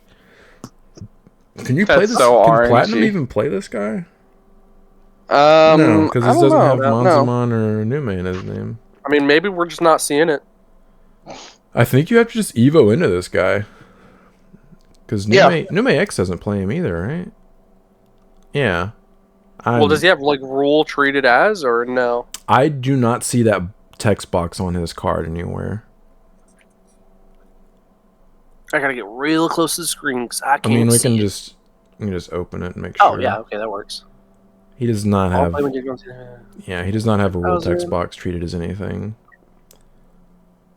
So you just have to raw dog this guy. I mean, you just have to Evo into him. I mean, at least he Evos for 3 on certain ones. He Evos for 3. I mean, I don't get it. On just Sukomon or Sukamon, sorry. Oh, I forgot that's how that worked. Let me pull that back up. Where'd it go? You're above the jelly 9th. There you go. But are any of these even considered Sukamon? I don't think they are. Yeah, these are. Go back to that the 4-cost one, or the 4-cost, the one you were just at, the Garamon. I think he's just Nume. Oh no, I'm sorry. No, he touches an Edamon. You can ditch it to draw 2.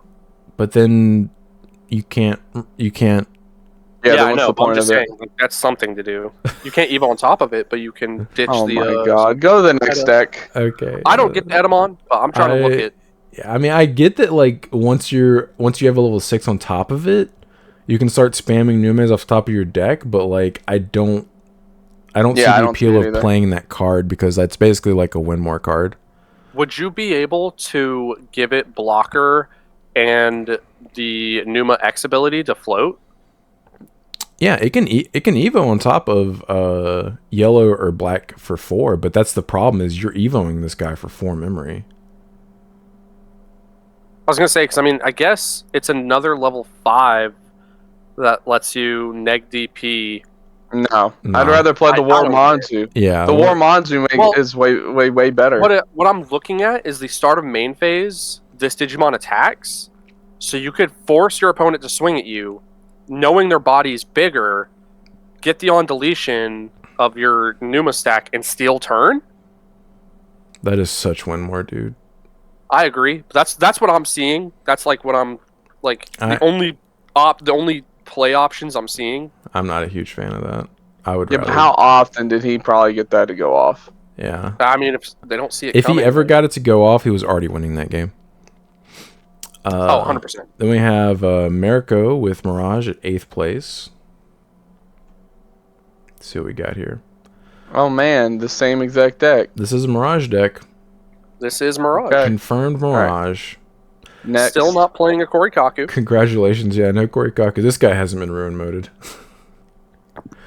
Javier Rodriguez, Mirage, 7th place. Let's take a look. Is this a Mirage deck? Yep.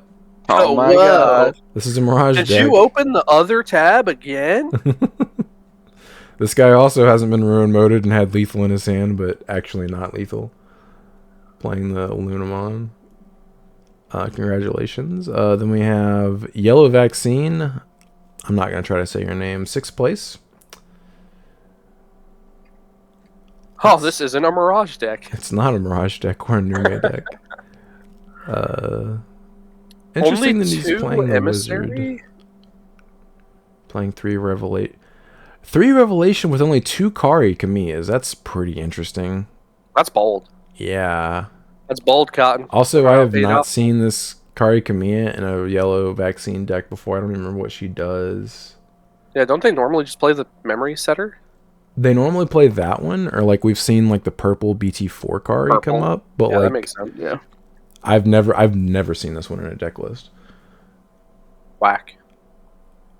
Maybe we're missing something. So she is a memory setter. I forgot that she is. Oh, she is. But like, oh yeah. I'm curious how that person felt about it after playing it. Huh. Yeah, the top end is pretty interesting too. No Venus, no like other stall cards. They're playing 3 of the Magna. Kari is kind of a stall card. Yeah, because you can get it to get trashed out of security and. Well, that and if an effect trashes a card from your security, It gives one of your opponent's Digimon security attack -1. I'm assuming that's a combination with like Wizard. Wizard. Yeah. 'Cause Well, I was talking Wizard- about the level 6. Like the other level 6 they're running is Magnadramon. Yeah.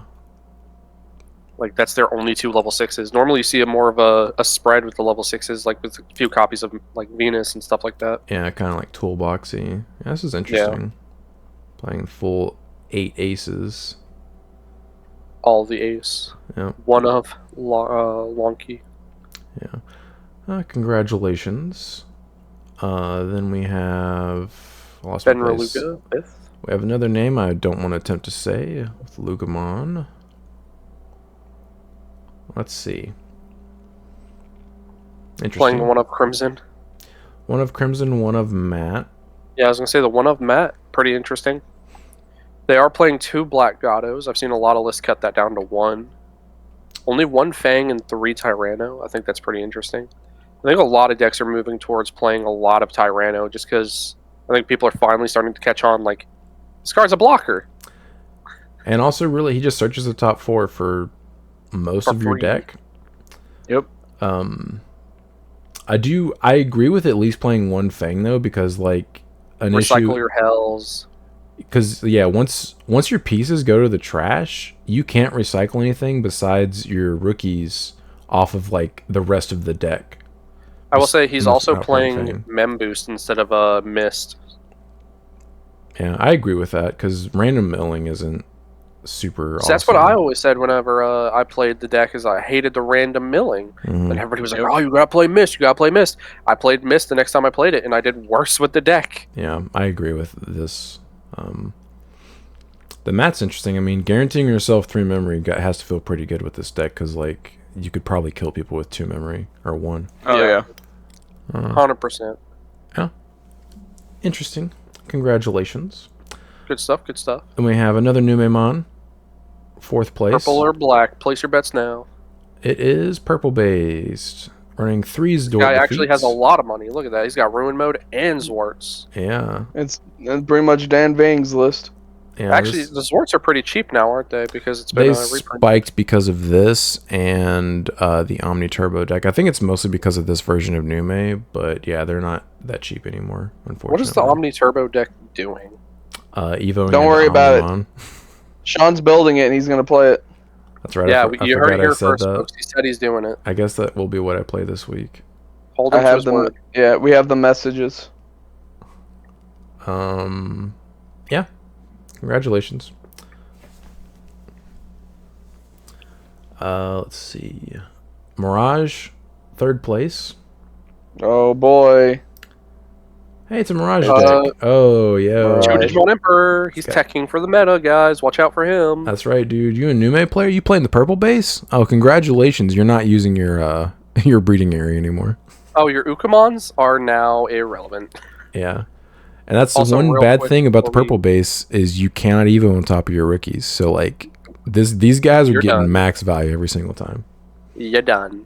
You're Real done quick, here. the Zwart defeats are at 20 and 17 respectively. Yeah. They were pretty cheap. Like, I sold my alt art defeats like a few months ago for like less than $10 a piece. Yeah, and then 14 for the original printing. The 17 was the Resurgence printing, which is kind of hilarious that it's more expensive than the original. Yeah. Anyway, proceed. Yep. Interesting. Mirage, kind of Mirage. Yeah, interesting choice of this. I think this is good against... A lot of the field. It's good against Nume, Red Hybrid, Luga. Luga. Yeah, they have to evo. They can't get full value out of their Lugamon. Yeah, it's definitely a good call. Congratulations. Then we have another Mirage, another one Another one. in 2nd place. Another one. This is a Mirage list. This is the Mirage list we have mostly seen. That is a Mirage deck. Congratulations. Then we God, I wonder have if they are. a 1st place. Is this a Mirage deck? It is a Mirage list. Look at that. Ooh, Oh! this guy's got the 3 Tama, dude, and he came in Hey, he pulled the first. Brandon. Let's go. I still think No, it's no, long look. for this deck. Look! He's not playing the Betamon, guys. This guy's different. Why he's really not He's playing not. the Jamming Rookie. He's playing Gomamon instead. This is similar to that list that was that one that the offline regional that we looked Yeah. at last week, where he's just playing 3 Tamas, no betas, and he's like, I'm gonna high roll you, dude. I don't care. So This guy's looking never at been these, remoted. yeah, looking at these decks, if you guys had to spitball, if they were to make another ban list, what decks would they hit? I mean, what cards? Yeah, like no, specifically what decks do you think they would target? Mirage, Numi, and Red Hybrid. Because those are the 3 I'm thinking of. Why are you thinking red hybrid, dude? Do you see Because it's still topping in Japan. any red Because it's hybrids? Brandon's deck. It I don't want Brandon to be happy. It That's stayed fair. That's a good consistently reason. topping. Yeah, it stayed consistently topping all through Japan. It was one of only 3 decks that was topping during the Apocalypse format that was not Apocalypse. That makes sense. And it's 'cause still it topping. could potentially run you down, and you're like Yeah. you're feeding. Oh, you their, milled my pieces. Thank you. yeah, you're feeding their warp tamer. Thank you for putting Aldemon in my trash. So nice of Yeah. you. But yeah, no, those are the only 3 I can think of that I think they would warrant a touching. I can tell you the cards I'd hit too. What would you hit? Sakuya, Thomas, Aldemon, and no, Aldemon's not for the problem. Numamon. Sakuya. I don't know what you would hit in Numamon though. Nume X. That's Nume X. Yeah, that'd be the Nume only X. one. It would be the 3rd X antibody level 4 to go on the ban list. Yeah, I think hitting Aldemon wouldn't make any sense because we just got a new Aldemon. Yeah, so That's why they would hit it. Well, no, but you then still you just have go from playing 5. 4 of, yeah, you go from playing 4 of the BT7 and 1 of the BT. No, that's why I said it, because that's what they would do. They'd be like, "But guys, we hit it," then just like with Jessmon, they'd be like, "Oh, but guys, we hit it." But and then it's we went like almost a year before we got the new savior after they hit the savior. And yeah, even the new savior's not nearly as good anyway. It's not. I know, but you know how these game companies are. They'd be like, "But we hit it, guys. Aren't you happy now?" I think the and it's warp just like BT7 Takuya. Yep. BT7 Takuya would be the smart one. You're Nume right. X, and then Mirage. I guess the 3-cost Thomas. You could It's potentially got to be the 3-cost Thomas. You could potentially hit their biggest win button and just limit the burst mode to 1. But I think that's a step too far. I think it's either the 3-cost Thomas or the burst mode. Yeah, I agree with that. Because the fact that the burst mode is not once per turn, which I'm not gonna lie, every time I've played Mirage, I have been under the assumption that is a once per turn, and I've probably played that so wrong every time I've played Mirage. It is not once per turn. That's why they play the 4-cost Thomas. Yep. So that's on me. I never knew that. Yep. So maybe I should read cards more, like Chris. He always reads his cards. Yep. All right, so we have the LATAM April Online Regional Top 16 deck list here. Look at all the Lavia. Oh, there's a War Greymon in here. Yeah, we got a War Greymon and a Shine Greymon. Let's go. Greymon's Rise Up. This is a little more balanced. There's 3 Leviamons on here, but I do not see any red hybrids. They were on the other list, the 3rd one that was on that page. Anyways, 16th place Numamon. Black base. This guy's maxing out on Security Doraemon. Also playing an HJ. Uka Louie combo. Yep, he is playing the... This guy is hella rich. He's playing 2 Ruin modes. And a Death X, dude. This guy's got money. This guy's ballin'. Yeah, this guy's got mad money. Oh, he's actually playing the Sukamon. This guy? Oh, yeah. Oh no, it's a Garamon. It's another Garamon. I think it's treated as Sukamon, if I'm not mistaken. It is not, treated as Numamon. Numamon, yeah. Yeah, so you can Evo Numa X on top of him. That's kind of cool. Yeah. Yeah, I guess it's just another way to get your platinums in trash. Well, congratulations. And then we have Security Control, Kevin Diaz, 15th place. Let's see what we got here. He's playing a Megidramon. I mean, why not? I mean, it can only Evo on top of this guy. The Wisemon, yeah. I mean, unless they just hard play it. I don't know why you would, but... You would not. I think this is strictly to mill out maybe the mirror. Yeah, like your opponent doesn't expect it, and you're just like, haha. Because you Yeah. can play it off the Hell Scythe, right? The Wisemon, yeah, because it's purple. Yeah. It's an interesting Just- choice. Interesting indeed. Yes, very peculiar. Yes. I'm not a huge fan of his lack of removal. So he's playing 4 Lonkies, but he's only playing 1 Wyverns. I wonder if this is specifically a matchup where he's trying to deck his opponent out. He's actually not trying to win by like removing their stuff and attacking. Yeah, his goal is actually to deck you out. Because, like, think about it. You're going to be stalling them super hard with 4 Hell Scythes. You know, you have your Venus, you have your Magnas. Sean, do you not consider the Chaos's removal? No, they The are. I degradation mean, at the but bottom. he's not like maxing out on his removal. Every security control deck, period, plays 4 Chaos tags, let's be honest. Yeah. Like when you build security control, this is the first card you put in it.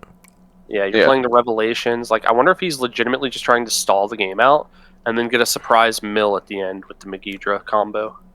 Yeah, I'm curious about this. This is very interesting. This is something you'd have to see how he plays it. Yeah, I just don't like the fact that he's only playing 9 bombs. Yeah. Because, like, Hell Scythes you can play around very easily. Yeah. Well, congratulations. Then we have Christopher Weber playing Davis. Let's see what we got here. Only 2 mothers. He's playing 2 Jedi. Only 1 Mega Gargo? What? Dude, he's playing the old Baihumon. The old one? Remember when I said last night I'd rather play God. this one than the new one? Oh, he's playing that old blue card. That one of right there. I think that gives security attack +1. No, lets you unsuspend. Unless you unsuspend. Mijara. Okay, yeah, that's right. If your opponent That's has no smart. That's pretty Digimon with Digivolution cards, you can unsuspend once per turn when attacking.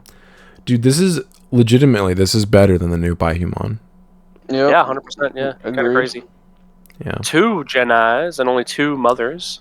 He doesn't even have, I don't think he has 4 Sovereigns in his type, though, because this was before. No, he does. Okay. Yeah. So he Okay, does. cool. Okay, so yeah, I would agree with playing this. When I said that last night, I did not realize he had 4 Sovereigns in his type, and I still would play him over the new one. But now, knowing that, like, yeah, Only 2 analogs, though. yeah, only 2. I mean, he had to make room for some of this. Like he's playing a. That's Death fine. Ex. Dude, you only need to see analog like once or twice. Like it's nice, Yeah. but it's just never like there Well, I feel weren't like many the reason you times. max out on it is so you see it as early as possible. Yeah. Yeah, but it never felt necessary because it's like most decks right now can't touch the Mother D Reaper, so it's just like Also, if you've got that on the board, it's whatever. this dunks on security control. Like this Baihumon, like doo-doos on security control, real hard. Yeah, it would have felt real nice last night. Yeah. Well, So just Chris, like- maybe consider playing it. Yeah, Evo into this guy, pass turn, trash your security. All of them. Yeah, I definitely agree with this. So he's playing the honorary, the 5th sovereign, and then he's playing the actual good Baihumon. Congratulations. Then we have Ward Greymon, Oliver Leal. Let's go, 13th place. Let's look at this. I am curious. He's playing 4 BT5 Koros and 1 BT14. Only one He's started playing a at Black Greymon. package. This He's dude- playing super toolbox. Look at his yeah, level this, 6 lineup. this is a hardcore toolbox. Which makes sense. There's like a bunch of different decks he probably was like playing against. Yeah, this is really interesting. Not a single copy of BT14, as you will notice. Yeah, so You'll- I hey, appreciate you know- the lack of BT14 War Gray. You know what this Only guy was Agumon. doing? You know what this guy was doing? He goes, I'm just gonna play the most random assortment of Greymon cards, so neither I or my opponent knows what's coming next. They don't know what to play around because I don't even know what I'm gonna draw. One Joke's on turn you. you'll see, yeah, one turn you'll see Black War Greymon. Maybe next turn you'll see Raid War Greymon. I don't know. You don't know. I do We'll like. find out together. Yeah, the only one he is playing multiples of is the best one, which is BT12 one, War yeah. Gray. And of course, the one Grab Crush is always nice. If you see, I mean, Greymon has such a variety of good cards. It can be like toolboxy. Like, why not? The issue is like playing lists like this. Like you literally don't know how the game's gonna go. Yeah. But he's got a better little hope you bit see of the one you need. answers. He's got little answers for just everything, you know? He does straight up just. He cannot answer a Fang Long with this deck, though. Notice that? No. Well, the Raid War Greymon, right? Oh yeah, He can't attack into it. Oh yeah, you're right. You're right. Yeah, I was gonna say he's got the Tamers to be able to do it. I apologize. He can easily attack over Fang Longmon. I forgot about Raid War Grey. I can't believe you. That's like your favorite one. It is, dude. I don't know what. Outside of Black War Greymon. Outside of Black War Greymon, of course. Yeah. I mean, he's a black space War Greymon. So I mean, you know. Yeah. He's an honorary member of the Black War Greymon Club. He gets the. I'm not gonna say that. Don't say that. Don't say that. He gets the pass. He gets the pass. Yeah, he married into the family. He does. He gets the pass. Yes. He's Black War Greymon in law. Yeah. Yeah. Yeah, it's an interesting list. I don't understand. Like the random That's one. That's the one that kills me. Is that the starter deck one? That's the most random card on this list. But this deck doesn't scream to me like, hey, I'm trying to kill you as fast as possible. It's more like I'm gonna control the pace of the game and just kill you at my pace. Yes, but at the same time, like if that's the case, why is this a one of, and why aren't you just like playing 3 of this or 3 of this? Yeah, just because if he sees it, he's like high roll. He's like, if I see this and then one of my War Greys, I can just kill people. Yeah. Yeah. Yeah. It's an interesting list. I mean, he topped. Good. Congratulations, representing. I love the level 5 lineup. It's just so random. It's just everywhere. It's just everywhere. He's playing one BT8 metal. He said, I don't know what War Greymon deck I want to play. And his friend was like, just play all of them. He put all the Greymon cards in a randomizer and just like let it build his deck. He just like reached into his box and it's just Greymon cards and he just grabbed a handful. He goes, okay, here we go. Whatever I grab, I'm sleeving. We have Decklist is doing an hour. I gotta go. Leviamon, Omar. Oh, he went full Cerberus Mon package. She's like, I'm killing you in 1 turn. Dude, I do not like Protoform in this deck, like at all. He's only playing 3 Leviamon. 2 Biting Crush? 2 Biting Crush and 2 7th Flight. What is going on here? I think this is supposed to be like a stack deck. He builds into the stack and then he promotes like Leviamon and he just swings at you a bunch of times. Yeah, I think you're right. This is just like, I'm going to Evo up into Levi X. Mm-hmm. Which, I mean, he's playing a bunch of Mem Boost training cards, so you could probably do it for... yeah, he's piecing his stuff together. I think it's better this way because then you're not having... If you run into Numamon, you can do it in your raising area, so you're not popping their stuff and they're getting free effects off of it. Yeah, that's true. Right? I mean, that'd be the only thing I could think of. And Biting Crush is just good removal. Yeah. That's an interesting take on the deck. This is one of the only decks I think I've seen that plays literally 0 Tamers. Yeah, I mean, you can't afford to because it makes your Leviamon less effective. Yeah, agreed. I was just pointing it out. Yeah. But once again, Ben, this is not a real counter to Lugamon because he's only playing 2 Biting Crush. Yeah, Ben. I don't know why we're calling you out specifically, but yeah. Because I've been telling him that because he's insistent on playing 2 Black Gato Oovers. Oh, for the Levia matchup? Yeah, and I'm like, I'm not saying it's a bad card. I think 2 is too many. Yeah, 1 is usually all you need. We'll see how this one's built. Yeah, Leviamon Latoro, 11th place. Let's see what we got here. This guy's pretty much the same list. Friends with the other guy, I think. He's playing 2 Biting Crush and 2 7th, yeah.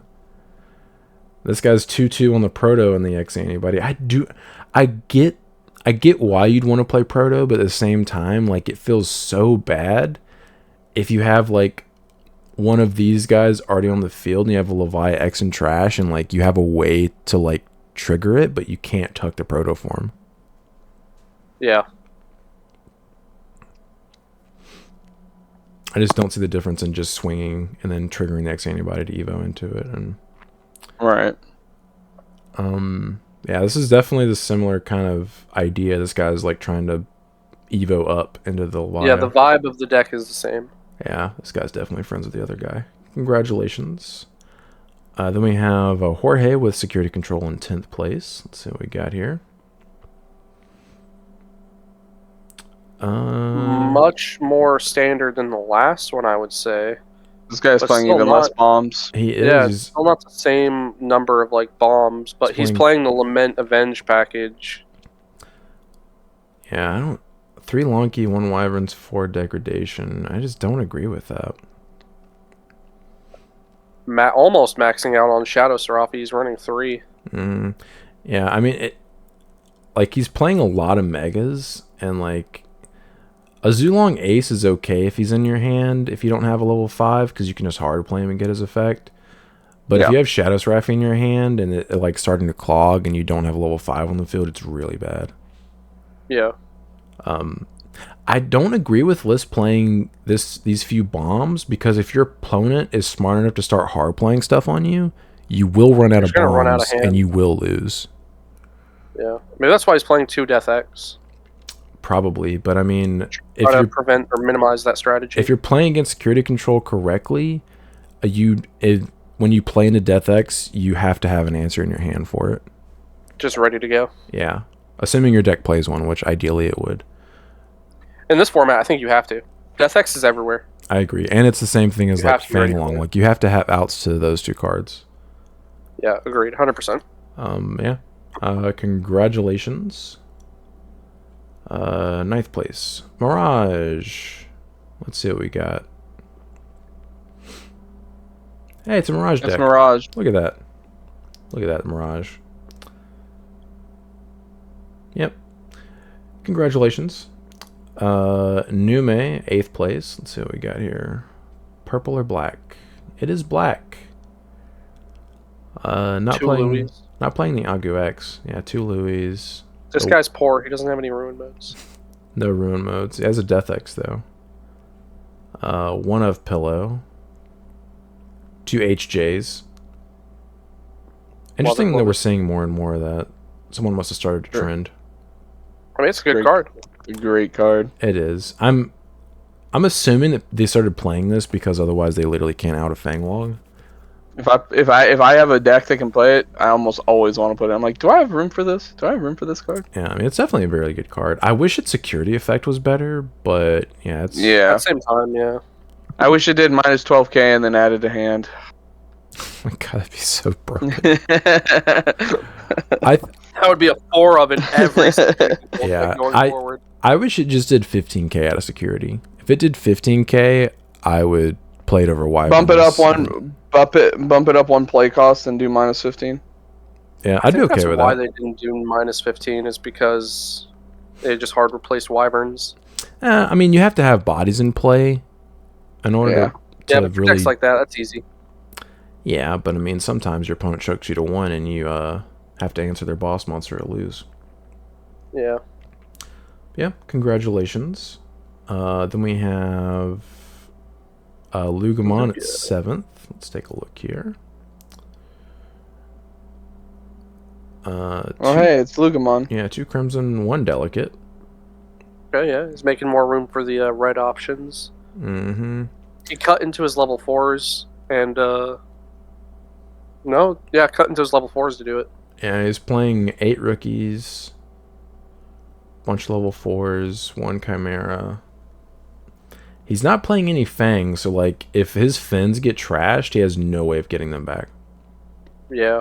I mean, that's probably why he's maxing out on 4 and not running Mist. Yeah. He probably plays it a little bit like Ben, where he doesn't go into the Fin until he can kill. Because Ben, he'll go into the Sol Luger and swing with it with Alliance early game if he doesn't have the Fin. Yeah. Or if he doesn't need to Fin. Yep. Congratulations. Then we have Alejandro with Leviamon in 6th place. Let's see how this is built. Same 2 and 2 again with 4 Proto. Dude, these 3 guys were friends for sure. Because like This guy has more money than the other guys because he has ruin mode. I think the other ones had ruin mode. I think all of them have ruin mode in them. As one of. But yeah, maybe they have a podcast and they're called Ruin for Game. they're all friends and they're all like, hey, let's just split up our ruin modes. I mean, this is probably the correct way to build this in this format. Clearly, I mean, 3 of them top 16, but it's just so weird because, like, it's... Is this the first one to have the Rush Guillemon in it? I don't remember seeing any others. Yeah, it's the first one to have that one in it. Which is... It's a win con because you can just play for free off Draco and stuff. It's a good win con to have in your deck. Mm-hmm. You can just have a random Rush card. Yeah, it's just so interesting. Like, just... Not maxing out on the Levia package just feels so weird, but, like, at the same time, I get it. Yeah. Yeah, I do not like Protoform, but yeah, clearly it worked out for him. Yeah, congratulations. I feel like all 3 of those guys were friends. There's like no way. Sebastian Gonzalez playing Mirage. Is this a Mirage deck? Let's see. Oh my god, it's Mirage. Oh, Hammer Sparks. Oh. Way to change it up. I was playing this over removal. This is just like, these are his security bombs. Yeah. Yep. Congratulations. Then we have 4th place Lugumon. Let's see how this is different. Actually playing Fang, more copies of level 3s, playing a level 7. Yeah, playing a Rune. Otherwise, it's about the same. Yep. Pretty much the same, yeah. See, Ben, all of these lists that we've seen, if they're playing any number of this, it's just one. It's all you need, dude. You just need the token maneuver. Yep, congratulations. And you're saying that because it's Black Gato? I am, dude. Token Black Gato? Yep, token Black Automon. Exit. Okay, there we go. Then we have 3rd place Shine Greymon. I'm curious what Let's version go. this is. You know what version it is. Yeah, it's obviously burst mode, yeah. Yo, what?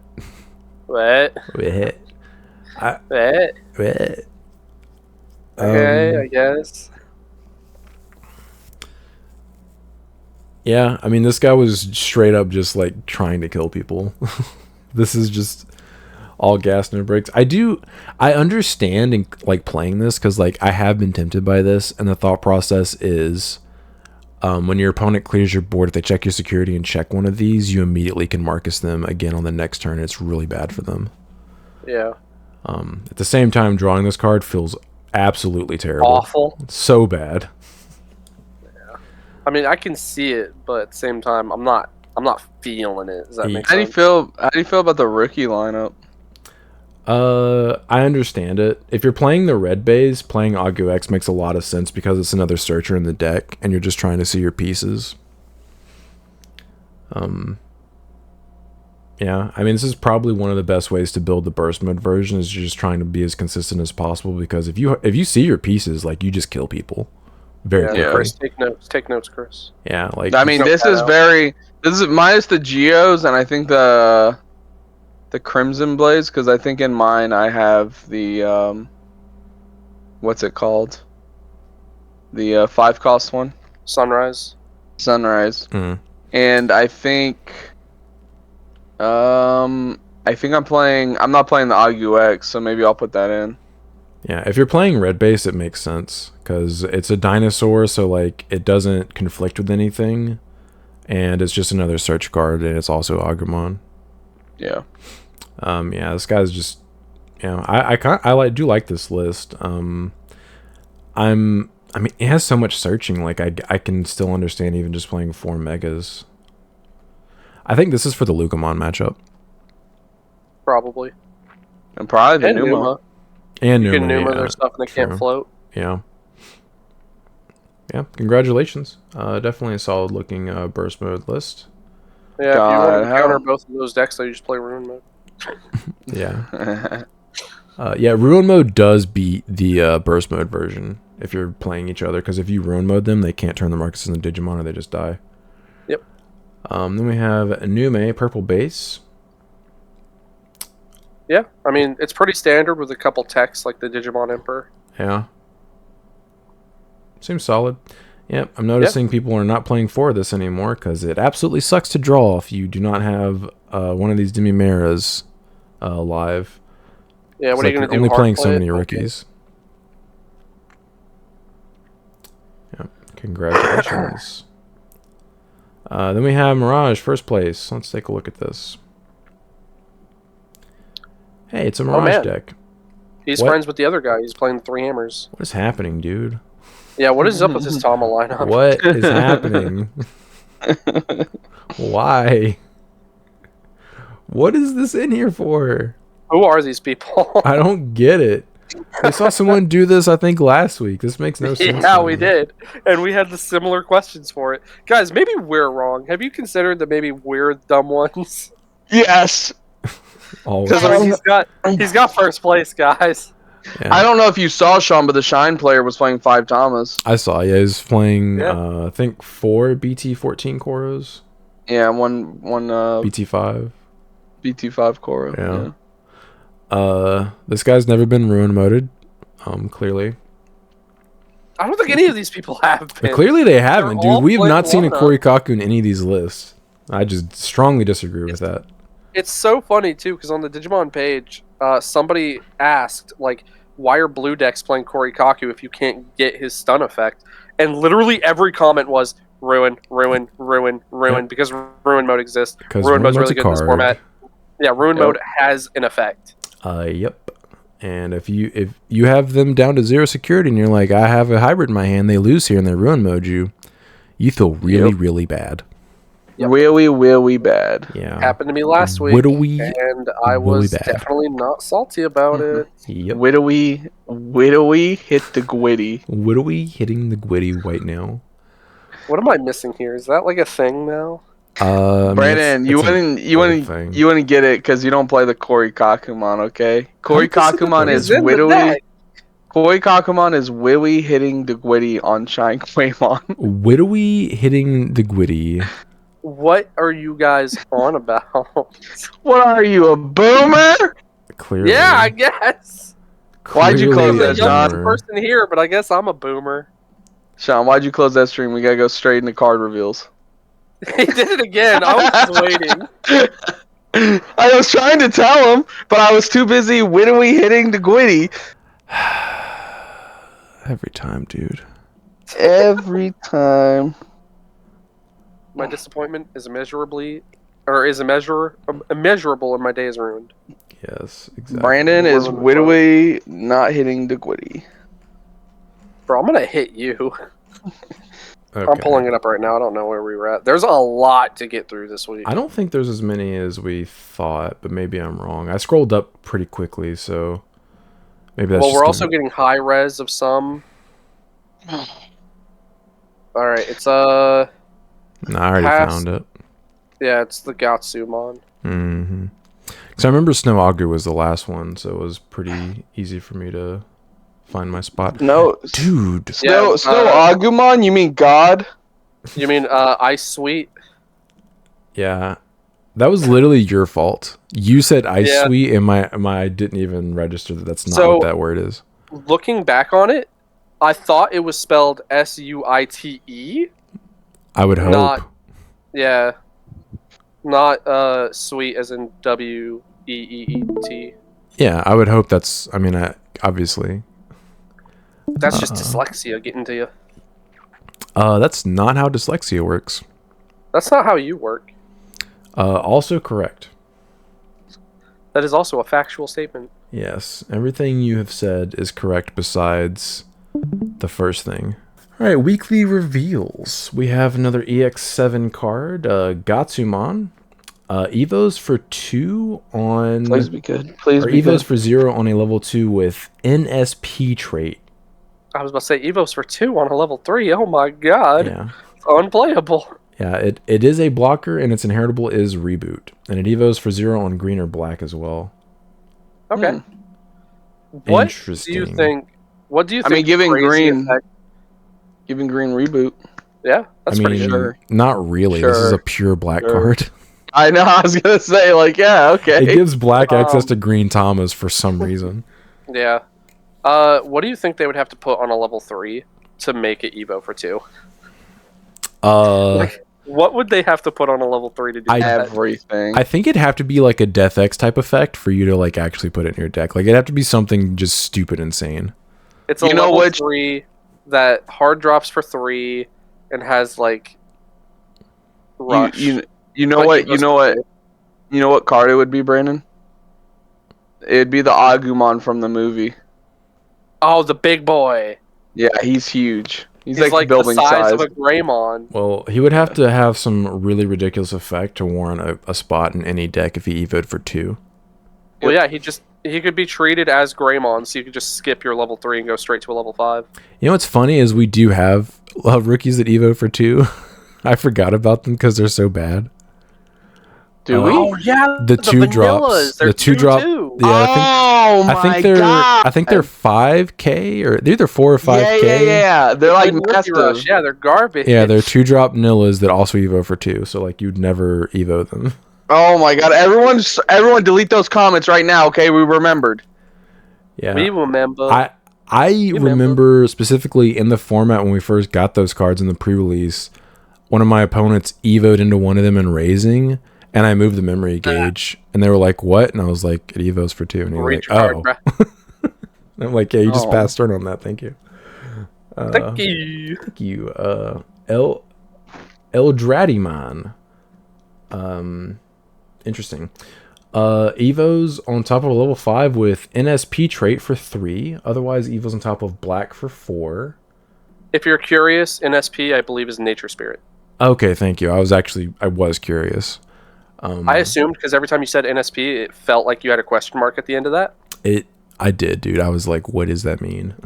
Yeah. I was like, they haven't introduced us to that. Blocker. On play / when digivolving, reveal the top 4 cards of your deck. You may play up to 7 play cost total worth of Digimon cards with the Nature Spirits trait among them without paying the cost.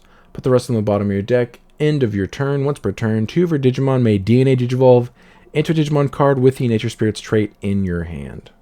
Oh my okay, god! so It's level 6 for that DNA from earlier. It's D Brigade. No? Oh, you mean like the style of the play? Okay. Yeah. I was like, it's Nature Spirits, you buffoon. You fool. God, not even listening.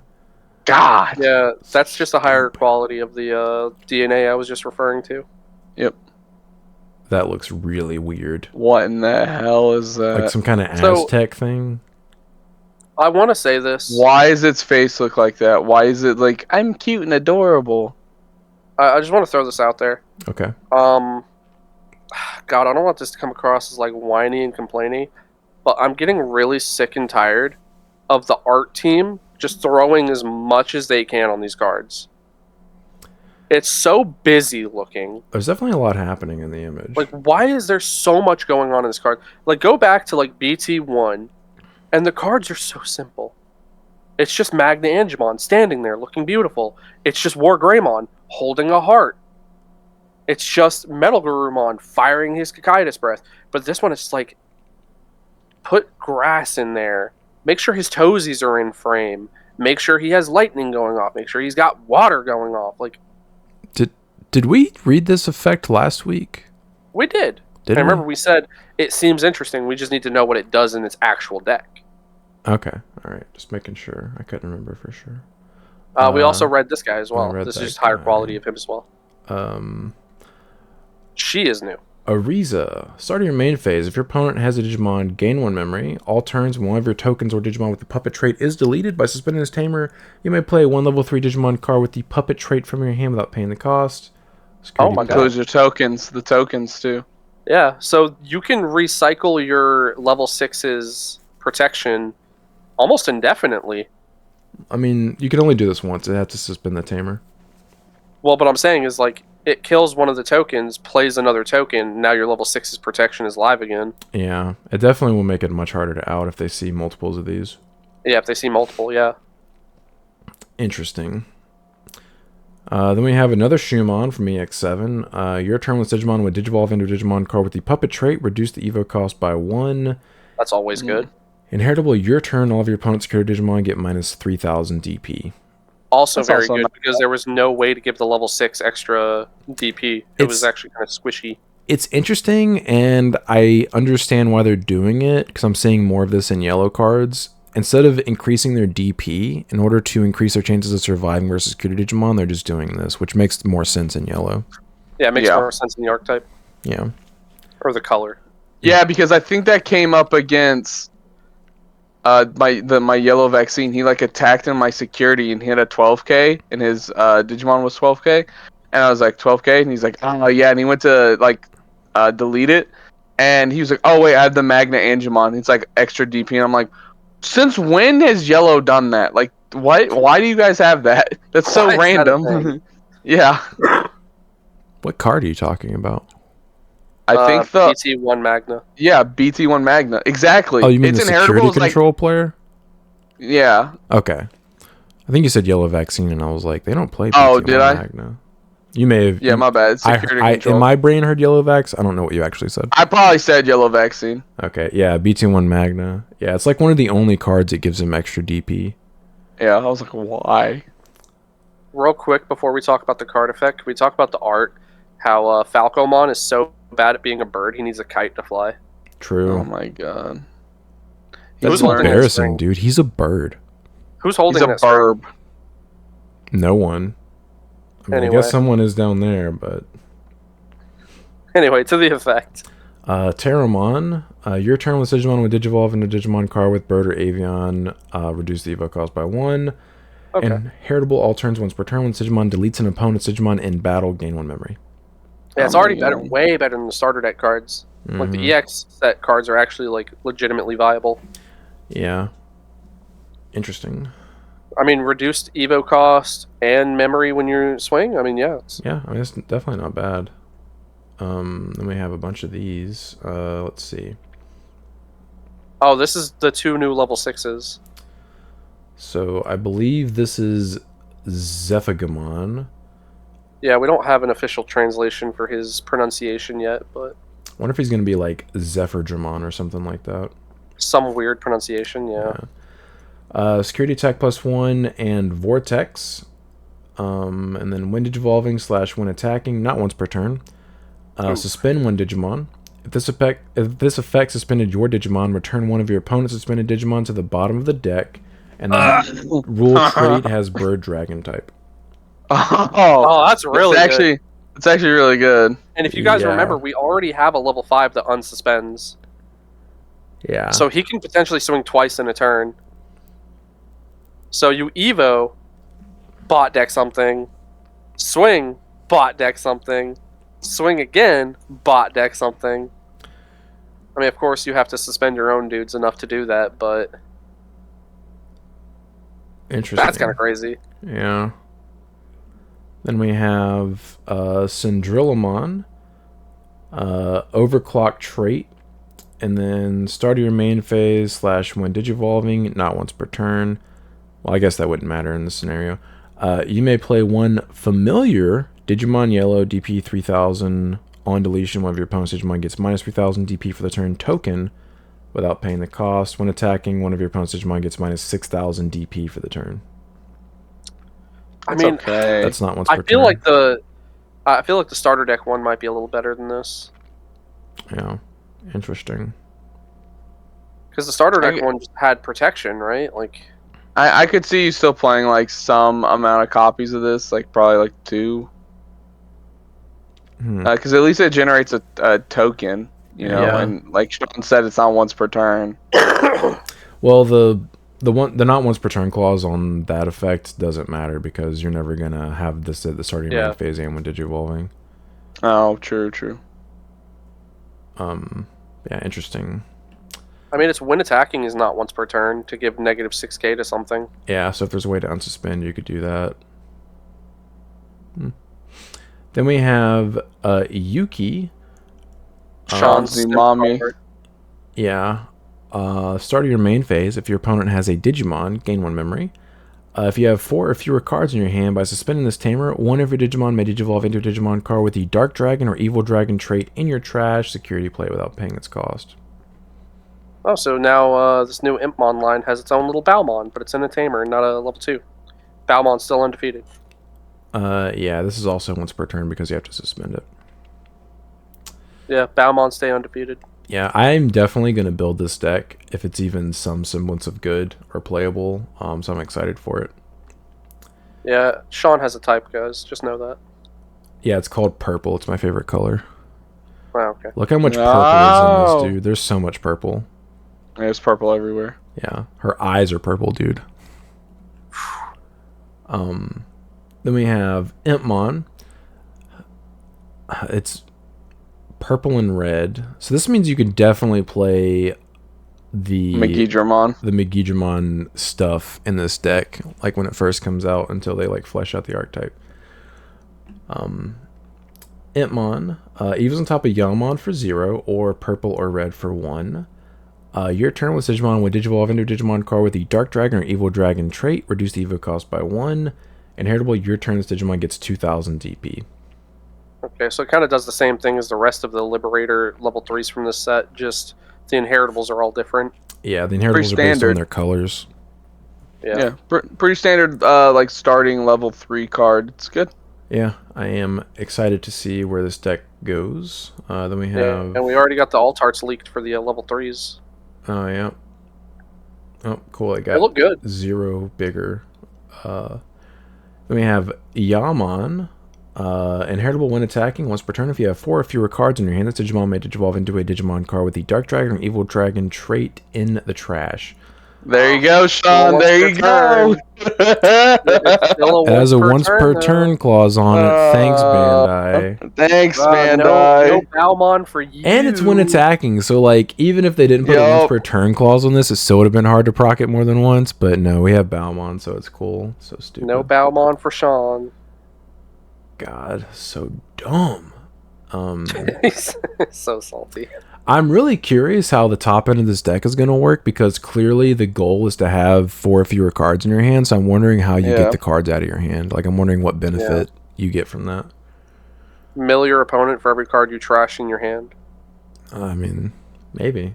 I would prefer a removal effect, but I mean, I guess that is possible. Then we have the new Eismon Scatter Mode, which is a Dark Dragon, so it will fit in the Impmon archetype if you do end up playing it. On play, trash 1 card in your hand. Then you may return 1 Digimon card with the Evil Dark Dragon or Evil Dragon trait from your trash to your hand. Inheritable is Retal. Okay, so this is kind of like your archetype's version of Fangmon. Yeah, I guess. But it actually has an inheritable. But, like, unless you have a way to play this guy for free... yeah, it feels bad. Yeah, I can't imagine... Because he's not when Digivolving for some reason. He's just on play. Yeah. But maybe we'll have a way to play this for free. The inheritable is really good. Yeah, Retail can never be slept on. Yeah, having Retail on like your boss monster is really nice because it limits what your opponent can do to it. Yeah, interesting. Okay, here are just already high qualities of the Altarts. Okay, so now we can actually zoom in on them. So yep, that is an Altart. Oh, these are the promos. Okay. Oh, they are the promos. I thought it was for this set. Yeah. Interesting. Then we have Tortomon. Evo's on top of level 3 with Nature Spirits for 2, or just black for 2. Blocker, and opponent's turn, this Digimon can't be deleted by your opponent's effects, and the inheritable is Reboot. Well, that's pretty good. That's pretty good. Yeah, it's interesting.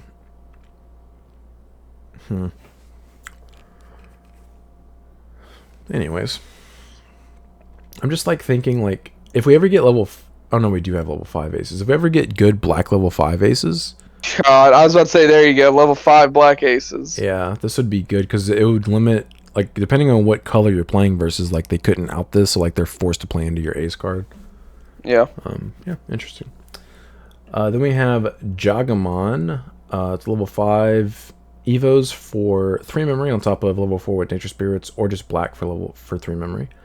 On play, de-evo 1 of your opponent's Digimon, and then opponent's turn, all of your Digimon with the Nature Spirits trait gain blocker. That is not a when Digivolving effect, so it's strictly when you play it back off of your, like, other effects. Your big dude, Yeah.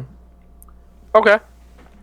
I mean, Whatever. giving a blanket blocker to everybody's nice, but the moment they out this dude, it's like, all right, cool.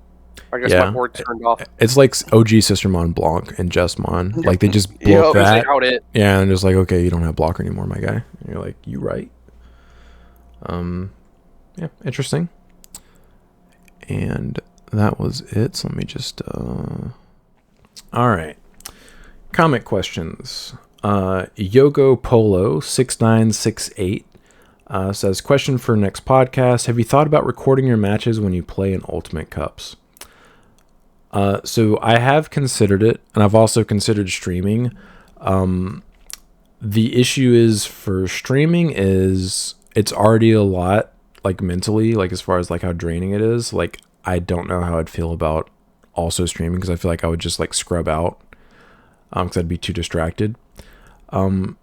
Recording also, like my online setup is not super conducive to like a good looking visual as far as like watching a video back of it.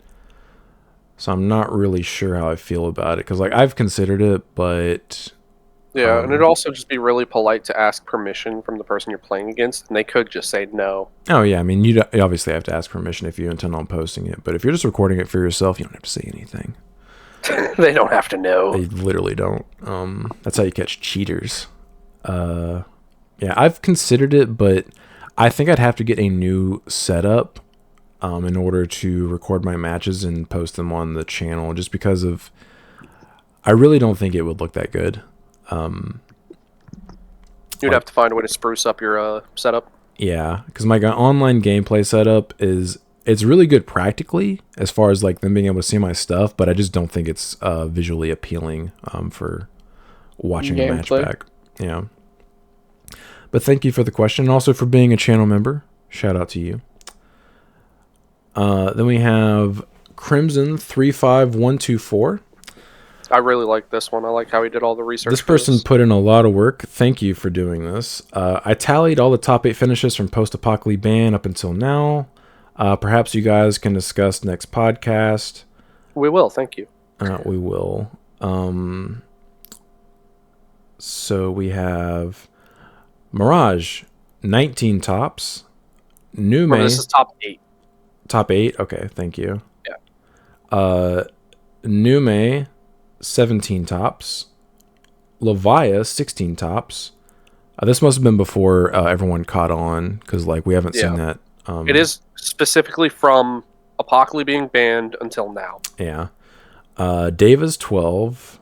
Red Hybrid 8. On the decrease. Yeah, and Security Control Mirage, or not Mirage, Mega Gargo, which is bunnies, and then Lugamon 5.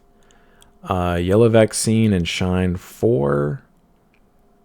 And then singular top 8 finishes. Gallantmon came in first randomly in that in-person regional.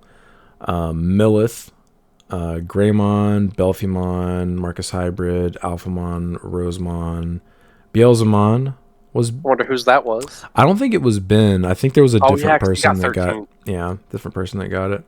Omni Megazoo, Royal Knights randomly, which I don't really see how you get top 8 with Royal Knights, but good for that person. Gabu Bond and Machine Dramon.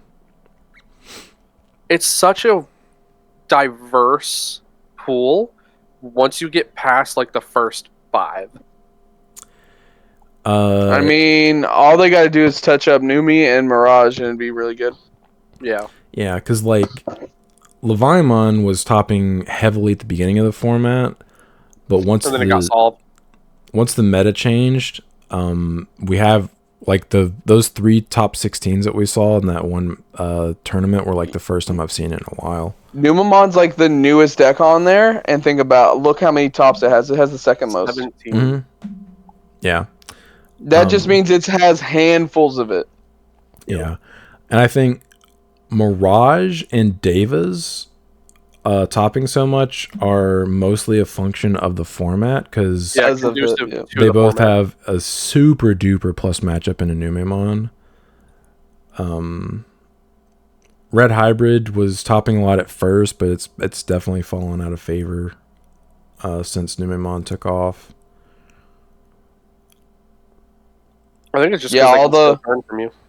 All the Red Hybrid players are like, let's play this other Rush deck, and then jump to it. Like, it's funny too, because if they were smart, they would probably play more copies of Blitz Emperor, because you don't want to pop their stuff. You want to force them to block, and then you unsuspend and gain the memory, stopping them from turn stealing. That is a good point, Brandon. Thank you. It's almost like I thought of that, and then nobody's doing it. Brian, just take the credit. Thank you. Yeah, just say thank you and shut up. Yeah, God. Yeah, listen to me, Red Hybrid players. Flock to me. Yeah, Mirage is definitely like it seems like Mirage is going to be the most popular for like the next couple of tournaments, but that's going to shift because like Mirage has a really bad matchup in a security control and probably Lugamon. I mean, I think against Luga, it's just whoever high rolls better. Yeah, but I mean Mirage has a super dope matchup in Anume and Davis. Yeah, and Mirage can also play Merciful to help counter the Luga matchup. Yeah, Does Luga have a tech they could play that counters Mirage? You can FX? play Gazimon. Yeah, Gazimon. But I mean, that's so easy to bounce though. Yeah, I was about to say like you'd have to have multiples on the field because they just bounce the Gazi first, and then it doesn't matter. But I mean, what Mirage list is cutting a burst or something like that, or cutting a card for one copy of Merciful? I don't see it happening. I don't think it's necessary. Exactly. Why? When Mirage and Luga both are just like, we're just gonna kill you. I don't care what you're doing. Yeah, if I dodge bombs out of security, I just win here. Kosher.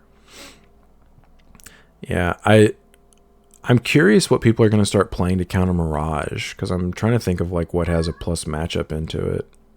I'll say this: I think that it does besides benefit. Sitcom. It does benefit Mirage because they can play Full Moon, and it just works with their deck. And I don't think Lugamon has that. True. Yeah, they don't have removal that's in an option card. You have to play a body out. Like Full Moon just works with the deck. Yeah, like you're playing it for cheap, and you're putting a card in their hand, which is going to gain you more memory, and etc. The worst part about that matchup as well is even if you are Hell Lugering, they're level 6, the first thing you do is draw cards. Yeah. Which is going to get interrupted by the Mirage, gain them a memory, and then you pop their Mirage. Their Mirage has already done its job. I don't think that's correct, actually, Brandon. Let me read. Really? Let me read Hell. Because it's two separate sentences. I don't think that matters. Let me read Hell real quick. Just to make sure before I tell you. Yeah, you are Judge Sean. Be the judge. Oh no, you're right. It's two separate effects. So yeah, they would gain memory. Yeah, like I said, it's two separate sentences. Well, because Mirage is interruptive. No, it's not. Really? Yeah, really.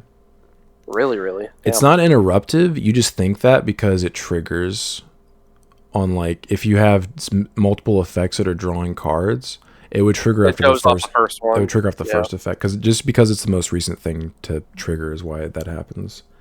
Gotcha.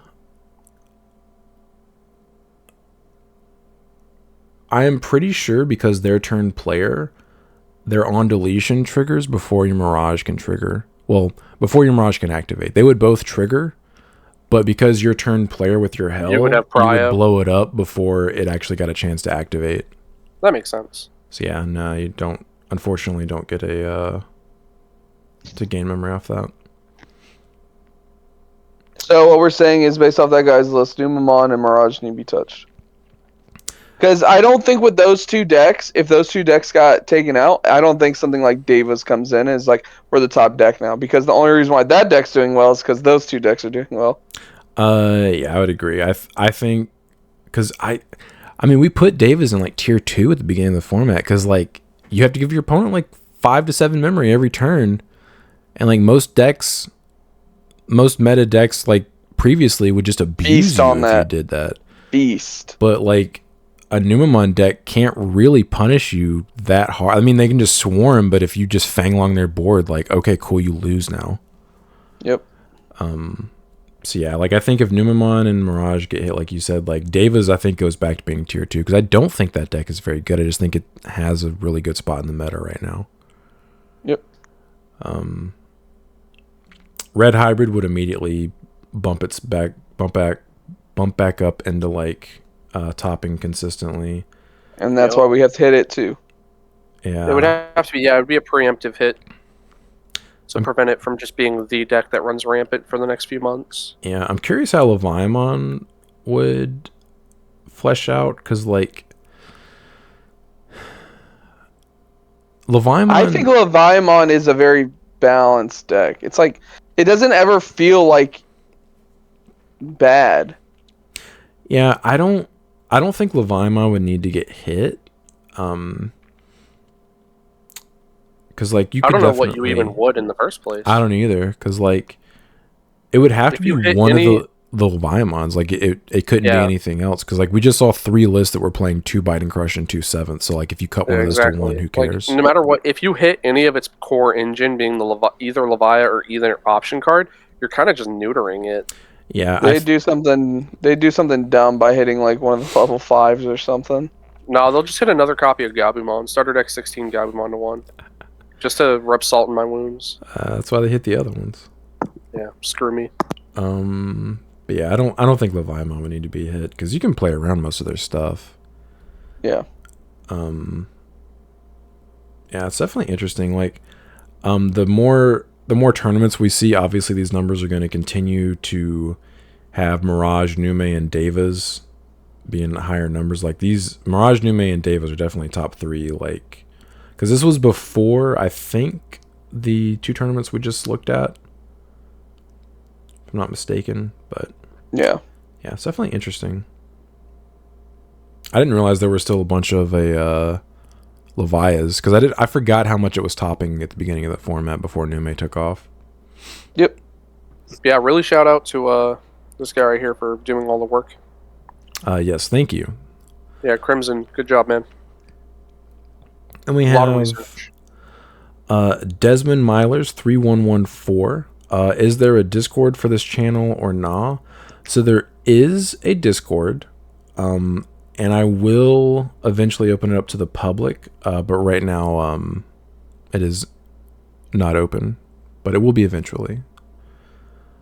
Once I'm able to like maintain it, then I'll be able to open it up to the public. But like, what's the word?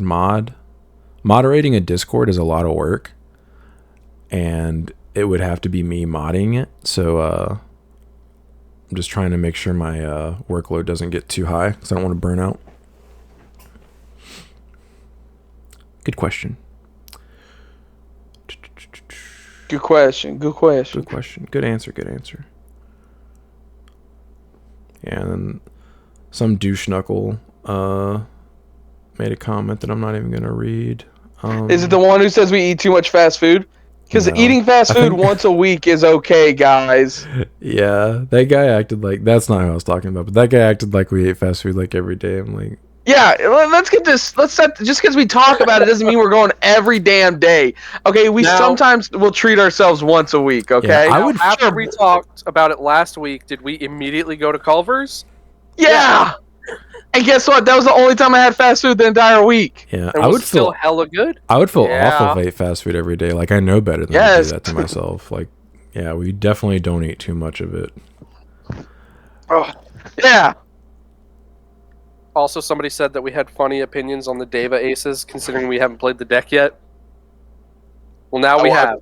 Now I've played it now. And they're the best cards in the deck. Yeah. I'm not even sure what exactly our opinions were that were funny to that person. I think it was just like the irony that we haven't played the deck. Yeah, I mean, we can read though. We do have the ability to read, except for Chris. Chris has a vague reading. These glasses are fake, actually. He'll read a card and comprehend some of it. Johnny Stevens 259 says, if my local card shop located in Pearl, Mississippi were to host a BT15 case tournament on Saturday, would y'all be interested in coming? I'm not sure the details yet. Blah, blah, blah. I'm assuming we need about $30 entry. So we've discussed it. I would be down. It would be up to Chris and Brandon whether or not they would go. But I would not go if they did not go. I would not drive out there by myself because it's like a 5-hour drive or something. We need to know the date and stuff like that so we can like request the proper time off. Yeah. Um, Because I mean, and we then already like naturally have Saturdays off, so it depends on what time of the day as well. If we'd have to find accommodations to stay overnight. Yeah, because if it's like super early in the morning, like we would either have to wake up balls early to get there in time, or we'd have to stay the night Friday. And then- yeah, yeah, he said the 30 people thing. We talked about this too. Like maybe we could get some of the Mobile guys. Like maybe they'd want to go too. yeah, the mobile I know guys they might be said- interested. Of it. Yeah, they said they've also traveled like to like go to tournaments and stuff like that. So I mean, it's definitely possible. We would just need, like he said, get more details out. Yeah. You just gotta let us know like when and whatnot, and like so we can research and do it. Because Yeah, I'd be down to go. yeah, I'd be down. Yeah. In-person events are so much fun. They are. I know, I wish we Only did having more been to of them. one of them. Oh, Look how stupid Brandon looks right now. I am talking to my wife. You're not talking. Yeah, she's you're just listening. She's probably begging you to stop beating her. Yeah, she's like, Brandon, can you please stop hitting me? These guys. So this is not a question, but I do want to read it. So Andrew B5123, the plugin is a real card in Japan. The translated name is Reload Plugin Q, and it is promo P146, available from the same tournament pack as my Otis Mon X antibody. It has a cost of 3, so I was right on the cost when I guessed, and is yellow. It started release back in March of 2024. Oh. So the card we thought was made up was actually real. I thought so, man. And it makes sense because it wasn't good enough, as we stated. It wasn't good enough, yeah. Yeah, Bandai's like, here's some support for Sakuyamon. But it's so weird that it wasn't on the website. Even when you hit merge, Yeah, that is I'm like odd. 95% sure. Yeah, I mean, I'll go double check. Wow. it clearly is relatively new because I mean, it just got printed in March. But you would think it would be on the dev website. I don't know. He said only 95%. That's still 5% there where he's unsure. 95%. He definitely left some. hella He probably dumb. just forgot to hit merge. He's like, it's not on here. Yeah, thank you I for will pointing not- that out because I definitely just assumed that was a made up card because they didn't Yeah, say it any when they sounded like comment. way Yeah, it was too- like it sounds yeah. like you just made this up because we were talking about like how to improve Sakuyamon in that video. And he's like, I will guys, I've been thinking it for months. Like I've got Yeah. it. Yeah, he's like, I got this. I will not confirm nor deny that merging may have made it show up. Ah. Yep. Yeah, Okay, here it is, alright. guys. It's yeller. Yep, It's hella washed out, but there you That's go. a yeller. Yeah. That's a yeller card. just as suspected, it's not good enough. Yeah. The tip that should have gotten me to hit merge is I couldn't see the really sick flame Dramon, What's- B Dramon. Brandon, what's it do again? It's a 3-cost yellow one. Ignore color requirements while you have Tamer. Security. Yep. One of your opponent's Digimon gets negative security check +1 for the turn. Main. Place this card as one of your non-white Digimon's bottom Digivolution sources. Inherited. All turns when this Digimon would be deleted by battle. Battle. By Okay, placing that's what one it was. reload Okay. plugin queue from the bottom Digivolution cards at the bottom of your security stack. Prevent that deletion. So it does recover too, which is nice. It's okay, but it's not Mid. it's not. Yeah, exactly. It's like a mid. You know what they'll do? They'll print another one, except for it'll say card effects. So You know- you have to have both. It'll be So out they're of, like- it they're won't like, be play both by more. itself. Yeah, Play more plug-in yeah. Put more cards. plug-in in Thing. your deck, dude. You don't have enough. The only thing I could ever see that being useful in is if Raid War Greymon becomes the deck, and you tech it in your own Raid War Greymon, so their Raid War Greymon can't Raid War Greymon your Raid War Greymon. No, it's okay when you're swinging into security because I'm pretty sure most of the Sakuyamons are pretty squishy to begin with. They're like 11 to 12k, aren't they? Yeah, Yeah, but who cares? Yeah. about yeah. Who cares? Sakuyamon sucks, dude. Yeah, No, let's be I real. agreed. Let's be honest. Bandai Sean declared that build it. deck was never going to be good. Sean, build it. I bet you'll get so many views. No, I won't because any matches I post will just be getting duggied on by whatever I'm playing against. Yeah, but Yeah. if you put like waifu tax thumbnails, that's how you get them clicks. They're gonna watch the first minute and a half and be like, "Oh, this deck sucks," just as I suspected. Click off. Avocado Loco says, "How did y'all say that new keyword? Ice sweet? LOL."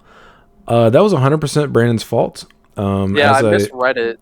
As I stated in the response to you, I was operating on about 2 hours of sleep, And Brandon said Ice Sweet, and my brain did not register that when I looked at the card that's not what it said, so I just repeated what he said. So that's 100% Brandon's fault. I didn't read it like sweet, like the way you spelled it in the comment. I read it as suit with the E at the end. SUITE. Yeah, so that's on me. Yeah. Also, why my brain didn't immediately register that that's not what it said is because when he said that, I was thinking the same thing. Yeah. Still Brandon's fault. For me, from now on, it's Ice Sweet. Ice Suit does make way more sense. No, you don't say. So this is technically a question. There's a question mark. They said those Chikuris are for Death X. No. Referencing when we were talking about the Chikurimons in some of the Nume list. Yes, that makes so much more sense because Death X obviously hard doo-doos on you. So yeah, having something that they would have to out before they could Death X you for free is definitely a good choice. It's also for the Fang, right? No, because the Chikuri is reduced play cost, right? The Fang is the option. Is not a play cost; it's just a cost. Yeah, it's just a cost. You can't keep them from reducing the option cost, and then the Fang gets played off the option, so like it doesn't actually reduce the cost; it just plays it for free. So yeah, I'm gonna blame 2 hours of sleep on that one as well, because obviously I would have made the connection that's Chikurimon does not interact with that at all. Just sleep longer. I forgot I think I woke up in the middle of the night. Like I went to sleep for like an hour or two. That was when I had the mellow yellow. Oh yeah, mellow yellow. I had like 44 ounces of a mellow yellow because I got no ice. And so like John, I fell asleep. Stop letting them give you the wrong drink. This was one time. This was the same time. One time is too many. So how many times have they not given you a large water though? That's happened probably like 2 to 4 times. I got a large water last night. That's the wrong drink. I mean, technically, yes. But yeah, I had like 44 ounces of a mellow yellow, and so I fell asleep and woke up like an hour and a half later and could not go back to bed. It was so bad, dude. I was so upset. I was like, I deserve this, dude. I deserve this for drinking that mellow yellow, even though I knew I shouldn't have, because that thing's action-packed with caffeine. Let's see. I will say Oreo. He says Foxfire isn't objectively bad, but it's too easy to play around if you're aware of it. Good payoff when you delete something huge for 4 cost. I would agree. It doesn't delete, though. It doesn't delete, yeah, it bounces. I do agree playing the deck like I was last night with the hybrid engine and the ability to bounce lower end stuff more frequently. Foxfire would probably be better in this matchup, but I still think Full Moon is just objectively better because you can touch any card no matter what their board state is like. I think Full Moon's much better. I think Foxfire is not good because of the other cards you can play in its place and how much better they are. Yeah. Because, like, the fact that you can play around it at all is really bad for removal. Yep. Like, removal you can play around is not good removal. Agreed. Let's see. I think that's all of them. Crimson 35124. Also, I'm going to blame 2 hours of sleep on this. He says, wait, Fanglong is unaffected by Venus, though. No? Question mark?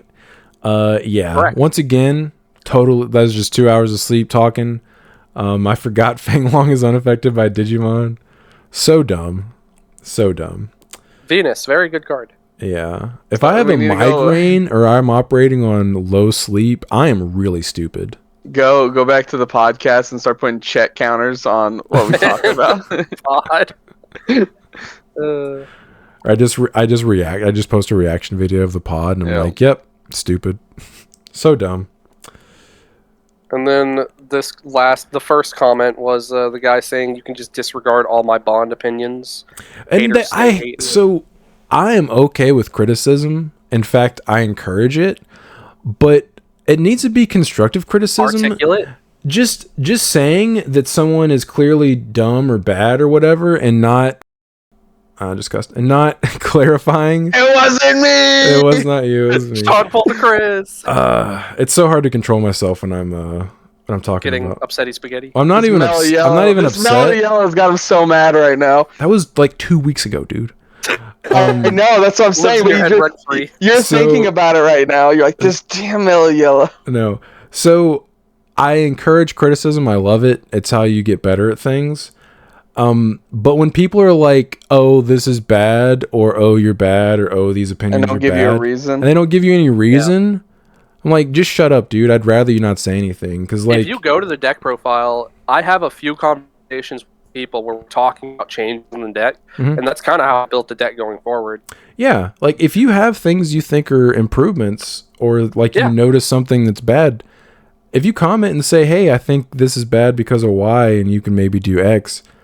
Those comments are really appreciated, but someone just being It's- like, I can safely disregard any of Brandon's opinions about Bond, and then not Why? clarifying at all. Just shut up, dude. No one cares about you saying that. I None was of this us. close. I was this close to putting red plug-in in that Bond deck, just because a double security checking Gabu Bond is legitimately scary. You know what's also None of really us- good if you're playing the plugin is Secret Vigimon. Featuremon. Yep. The what? None of us are above it. Like thinking, oh, like if someone comments and like gives a reason why, and they're like, hey, I think this is better. None of us read that comment and go, He's right. no, you're just wrong. You're just wrong. None of us are just like, you guys are just wrong. We'll like read it out and we'll think about it, you know. And it's just like everyone's got their own opinions, and it's just like everyone builds decks different and thinks different cards are better. Hmm? But it's just like you talked about, what was it, the Black Gaia Force? You Yeah, completely Dark forgot Gaia about that Force. I card. literally just Dark forgot Gaia about it Force. because it was so bad when Yeah. it first came out because Death X was everywhere. And someone reminded you of it, and then suddenly you're like, oh, hey, thank you. You like, this is a good card. This is a good reason. Blah blah blah. Mhm. Brandon said he talked with people on his Bond deck profile, and then he got a couple ideas from it, and then instituted those. Yeah, So it's not like actually hilarious because one of the first comments on the profile is somebody saying that there was another deck profile by another YouTuber that is almost identical to my deck profile, and if you go and watch it, they are near 1-to-1s. The only difference is I was playing more copies of Bond, and I think more copies of one of the level 3s. I can't remember the ratios, but they were super similar, and I think he fell for the same trap I fell for, where he was playing it like a Garu deck. Mhm. And I think that's going forward objectively wrong. Yeah. Because I was playing the BT5 Garu. That's wrong. Mhm. Because I wanted a cheap Evo to where I could draw, but it wasn't doing anything after I did it. Yeah, I was playing BT5. I think I had like 2 BT5 Greymons in my list last week, and after playing Friday, I was like, "This is awful. It's awful, yeah. It's so bad." So like, our decks were like super similar, but I think he fell into the trap of playing it like a Garu deck. Mhm. Oh, and Hammer Sparks. Hammer Sparks, I can see why it's good in that deck, but if you see them too early, it's bad. Yeah, I'd much rather them be training cards. or Being able to literally promote- anything else. Yeah, being They're able just to promote dead cards going to unless you can Digimon do for anything with the one. memory. Yeah. And then, of course, Davis is really good. But yes, constructive criticism welcomed. Just saying, "Oh, this is bad," and not elaborating. Please don't even bother commenting. Yeah. Be more Yeah. constructive. explain why. Yeah. Say it with your chest.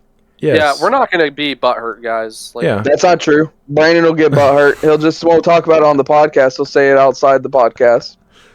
Yeah, that guy's comment really got to me. He'll think about it all week, and then he'll come up to me like 4 days later and be like, "Can you believe this guy said this?" Yeah. Because like I can go around and be that guy and just be like, "Oh, this is awful," and just never clarify. I'm just like, that's bad, dude. What a terrible deck builder. Anyway. No, I hate this. Why? Because I hate it. Yeah, because it sucks. Bro, Clearly, I don't. bro, Why do I why? need to elaborate, dude? It's obviously bad. Bad is bad. Yeah. Don't you know? Yeah, clearly. Objectively. I do not have to elaborate. You can't make me. And the fact that 8 people liked that comment, Right? like Really? none didn't of you see could that. elaborate.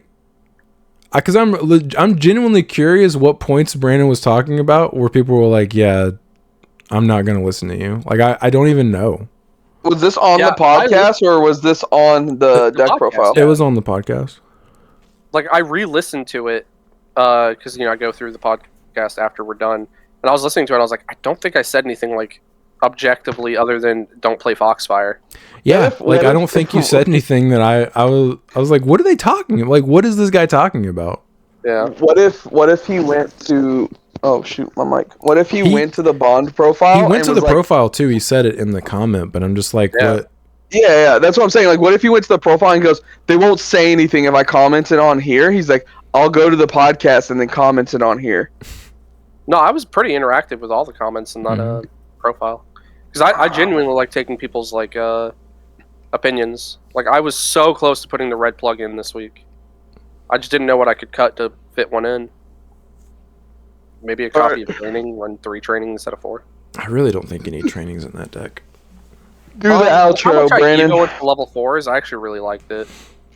Some of us have to use the bathroom.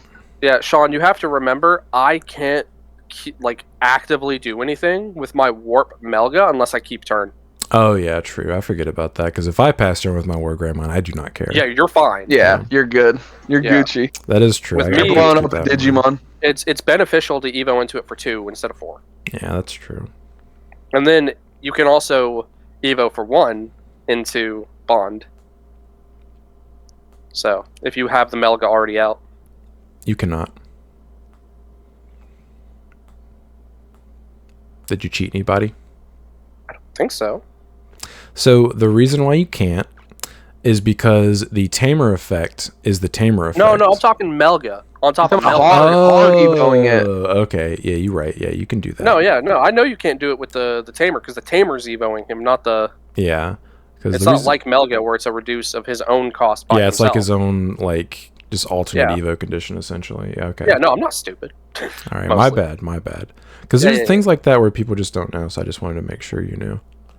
Yeah, no, Once we get the new bonds, though, you can do that. Ooh, it's going to be so nice. You can literally Evo into them for free if you meet the two security or less effect. For free! Oh, it's going to be so nutty. Yeah, your bond sucks, though. Agubon will reign supreme when we get those. Well, just having the ability to use either for 3 swings, like, I don't even care about the other effect. I mean, the other effect is really good on the first one. Don't get me wrong. It's a board clear, dude. Yeah, it depends if they're level 5 or lower. No. The new Agubon is a board clear. Oh, yeah, yours is, like, really good at control, whereas mine used to be really good at control.